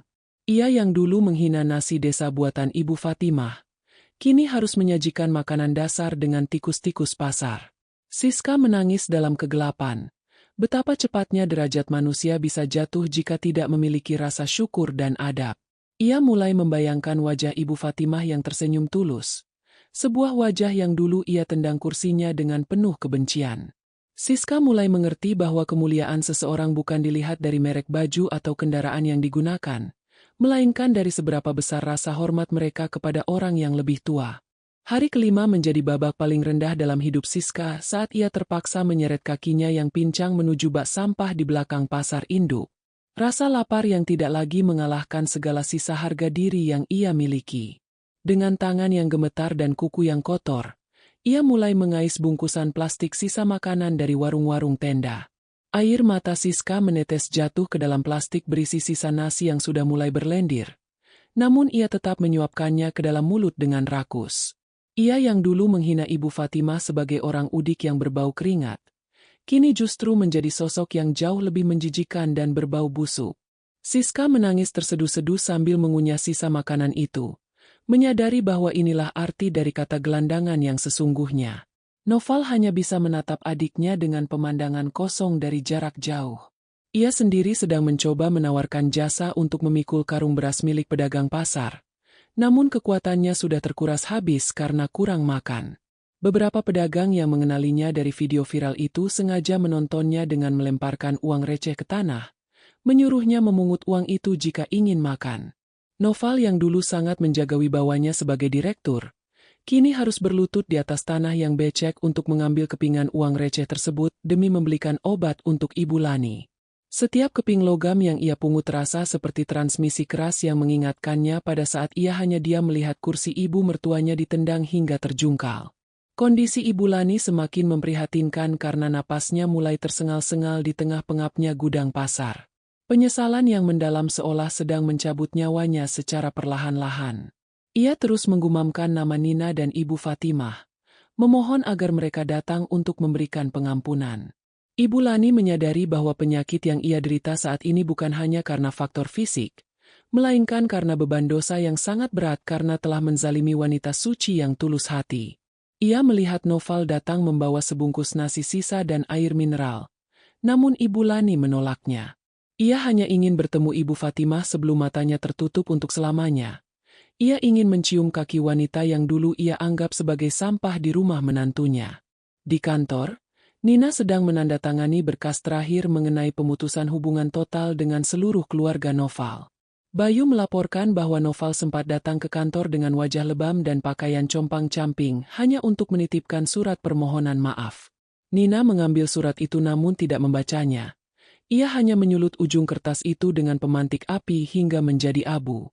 Bagi Nina, permintaan maaf yang dilakukan setelah jatuh miskin dan menderita bukanlah ketulusan, melainkan sebuah keterpaksaan karena sudah tidak punya pilihan lain. Nina ingin memastikan bahwa mereka benar-benar merasakan titik nadir kehidupan agar mereka mengerti betapa mahalnya sebuah harga diri yang telah menginjak-injak mereka tempo hari. Ibu Fatimah yang sedang duduk di kursi goyang di beranda rumah mewah Nina merasa hatinya mulai gelisah. Sebagai seorang ibu yang berhati emas, ia merasakan ada sesuatu yang tidak beres dengan keluarga menantunya. Ia memanggil Nina dan bertanya dengan lembut mengenai kabar Noval dan keluarganya. Meskipun Nina mencoba menutupi kenyataan yang sebenarnya, Ibu Fatimah bisa menebak bahwa mereka sedang dalam kesulitan besar. Ibu Fatimah menyampaikan pesan kepada Nina bahwa meskipun mereka jahat, kita tidak boleh kehilangan sisi kemanusiaan kita. Namun, Nina tetap pada pendiriannya bahwa pelajaran ini belum selesai sampai mereka benar-benar bertaubat dan menyadari kesalahan mereka dari hati yang terdalam tanpa embel-embel harta. Karena itu, Siska mencoba mendatangi sebuah rumah makan yang cukup besar untuk melamar menjadi pencuci piring serabutan. Namun, begitu ia masuk, manajer rumah makan tersebut langsung mengenalinya dan mengusirnya dengan kasar di depan para pelanggan. Siska diteriaki sebagai wanita biadab yang tidak punya hati nurani terhadap orang tua. Beberapa pelanggan bahkan ada yang memotret wajah Siska yang kumal dan menyebarkannya kembali di media sosial sebagai peringatan bagi orang lain. Siska berlari menjauh sambil menutupi wajahnya. Ia merasa dunia ini sudah tidak lagi memberikan ruang untuk bernapas. Kemanapun ia pergi, bayang-bayang dosa menendang kursi Ibu Fatimah terus mengikuti seperti kutukan yang tidak kunjung hilang. Malam itu, keluarga Noval berkumpul di sudut gudang dengan perasaan yang sangat hancur. Mereka tidak lagi saling menyalahkan karena sudah tidak punya tenaga lagi untuk berdiskusi. Yang ada hanyalah kesunyian yang mencekam disertai suara isak tangis dari Ibu Lani yang menahan sakit. Noval menatap langit-langit gudang yang bocor, menyadari bahwa esok hari mungkin akan menjadi hari terakhir bagi mereka jika tidak segera ada keajaiban. Mereka kini benar-benar menjadi pengemis di kota yang dulunya mereka kuasai dengan keangkuhan harta. Noval memeluk ibunya dan adiknya dengan erat. Sebuah pelukan dari orang-orang yang telah dibuang oleh nasib dan dihukum oleh karma instan atas kebiadaban mereka sendiri. 1 minggu telah berlalu sejak peristiwa biadab di ruang makan itu, dan kini keadilan telah menemukan muaranya yang paling sempurna. Noval berdiri di depan gedung pengadilan dengan pakaian yang sangat sederhana, jauh dari kesan direktur yang dulu ia banggakan. Ia saja menandatangani surat cerai secara baik-baik dengan Nina, menyadari bahwa perbedaan pangkat dan derajat batin mereka sudah terlalu jauh untuk menyatukan kembali. Noval tidak menuntut sepeser pun harta Gonogini karena ia sadar seluruh kemewahan itu memang bukan miliknya. Ia menatap Nina yang keluar dari mobil mewah bersama Ibu Fatimah dengan sangat berwibawa. Noval ingin mendekat untuk memohon belas kasihan. Namun langkahnya terhenti saat melihat datangnya dingin Nina yang mengisyaratkan bahwa hubungan mereka telah benar-benar mati tak bersisa. Ibu Lani dan Siska kini tinggal di sebuah gubuk kecil yang sangat sederhana di pinggiran kota, jauh dari gangguan dan kemewahan yang dulu mereka puja. Siska benar-benar kehilangan segala bentuk keangkuhannya setelah semua barang mewah miliknya disita untuk membayar hutang yang menumpuk. Wajahnya yang dulu selalu dipenuhi riasan mahal kini tampak kusam, karena setiap hari ia harus bekerja serabutan sebagai buruh cuci di pemukiman warga. Siska yang dulu menendang kursi seorang ibu dengan biadab, kini harus menghabiskan harinya dengan alas di depan bak kayu untuk mencuci pakaian orang lain demi mendapatkan beberapa lembar uang untuk membeli nasi. Setiap kali ia merasa lelah, bayangan Ibu Fatimah yang terjungkal terus hadir dalam ingatannya, menjadi cambuk penyesalan yang tiada henti. Ibu Lani yang kini menderita sakit menahun hanya bisa duduk di bangku kayu reot di depan gubuknya. Ia seringkali terlihat melamun dan menangis saat melihat anak-anaknya hidup dalam kesengsaraan. Namun, di tengah penderitaan itu, benih pertobatan mulai tumbuh dengan tulus di hati wanita tua tersebut. Ia tidak lagi memikirkan harta, melainkan terus meratakan nasibnya dan memohon ampunan Tuhan atas segala kesombongan yang pernah ia lakukan. Ia menyadari bahwa jabatan dan derajat di mata manusia sangatlah rapuh dan bisa hilang dalam sekejap jika dibarengi dengan sikap zalim. Ibu Lani kini lebih banyak menghabiskan waktunya untuk mendengarkan dan meminta maaf dalam setiap sujudnya. Meskipun ia tahu bahwa ia rusak mungkin tidak akan pernah kembali seperti semula. Noval yang kini bekerja sebagai kuli panggul di pasar induk harus merasakan kerasnya hidup dari titik nol. Ia tidak lagi memiliki asisten atau bawahan yang menuruti perintahnya, melainkan harus menuruti perintah orang lain demi upah yang tidak mencukupi. Setiap kali ia memanggul beban berat di punggungnya, ia merasa beban itu adalah simbol dari dosa-dosanya di masa lalu. Noval telah berjanji pada dirinya sendiri untuk fokus merawat ibunya dan Siska dengan cara yang halal, tanpa pernah lagi bermimpi untuk mengejar kemewahan yang semu. Ia telah belajar bahwa kehormatan sejati seorang pria adalah saat ia mampu memuliakan wanita yang melahirkannya dan menghargai ibu mertuanya layaknya jimat kehidupan yang harus dijaga. Di sisi lain, Nina dan Ibu Fatimah hidup dalam kedamaian dan kebahagiaan yang sangat luar biasa. Nina berhasil perusahaannya menjadi jauh lebih besar mengembangkan tanpa ada lagi parasit yang menggerogoti hasil jerih payahnya. Ia memperlakukan Ibu Fatimah seperti ratu di rumah mewah mereka, memastikan setiap kebutuhan dan kenyamanan ibu terpenuhi dengan sempurna. Ibu Fatimah sendiri tetap menjadi sosok yang rendah hati dan tidak menyimpan dendam, meski ia tidak ingin lagi berduka dengan keluarga Noval. Mereka sering melakukan perjalanan ibadah bersama, mensyukuri setiap kenikmatan yang diberikan Tuhan setelah melewati badai ujian yang sangat menguras air mata dan perasaan tersebut. Keluarga Noval kini benar-benar menjalani hidup dalam pengobatan yang sangat pahit. Mereka ditolak bekerja di kantor-kantor besar karena jejak-jejak mereka yang sudah tercoreng di mata publik. Namun, penolakan itu justru membuat mereka semakin sadar akan pentingnya adab dan perilaku yang baik. Siska yang dulu sangat pemilih dalam bergaul, kini bersyukur bisa berteman dengan sesama buruh serabutan yang mengajarkannya tentang arti kerja keras dan rasa syukur. Mereka hidup dalam meratakan nasib sambil terus memperbaiki diri agar tidak lagi menjadi manusia yang sombong. Kehidupan mewah yang mereka jalani dulu kini terasa seperti mimpi buruk yang sangat jauh. Sementara kenyataan pahit saat ini adalah sekolah terbaik bagi jiwa mereka yang sempat tersesat. Waktu terus berjalan, dan karma telah menunaikan dengan sangat teliti dan adil. Nina dan Ibu Fatimah tetap berdiri tegak di atas derajat yang mulia karena ketulusan dan bakti mereka. Sementara keluarga Noval tetap berada di bawah untuk belajar tentang arti kemanusiaan yang sesungguhnya. Drama kehidupan ini berakhir dengan kepuasan bagi mereka yang menjunjung tinggi kehormatan orang tua, dan menjadi pelajaran abadi bagi siapapun yang berani meremehkan seorang ibu. Di penghujung hari, saat matahari terbenam, Noval dan Siska hanya bisa menatap langit dengan mata berkaca-kaca, menyadari bahwa satu tendangan biadab telah mengubah seluruh garis takdir hidup mereka untuk selamanya dalam penyesalan yang mendalam. Hormatilah orang tua karena mereka adalah jimat kehidupan yang membawa keberkahan dan kunci pembuka pintu rezeki yang paling mustajab. Jangan pernah silau oleh harta dan jabatan hingga berani memenuhi sesama apalagi menyatakan bidat kepada ibu karena derajat yang kita miliki saat ini bisa dicabut oleh Tuhan dalam sekejap mata jika kita kehilangan adab. Semoga kisah ini menjadi pengingat bagi kita semua untuk selalu memuliakan orang tua sebelum penyesalan yang pahit datang di saat semuanya sudah terlambat. Bagaimana menurut Anda, apakah tindakan Nina sudah tepat, ataukah keluarga Noval masih pantas diberikan kesempatan kedua?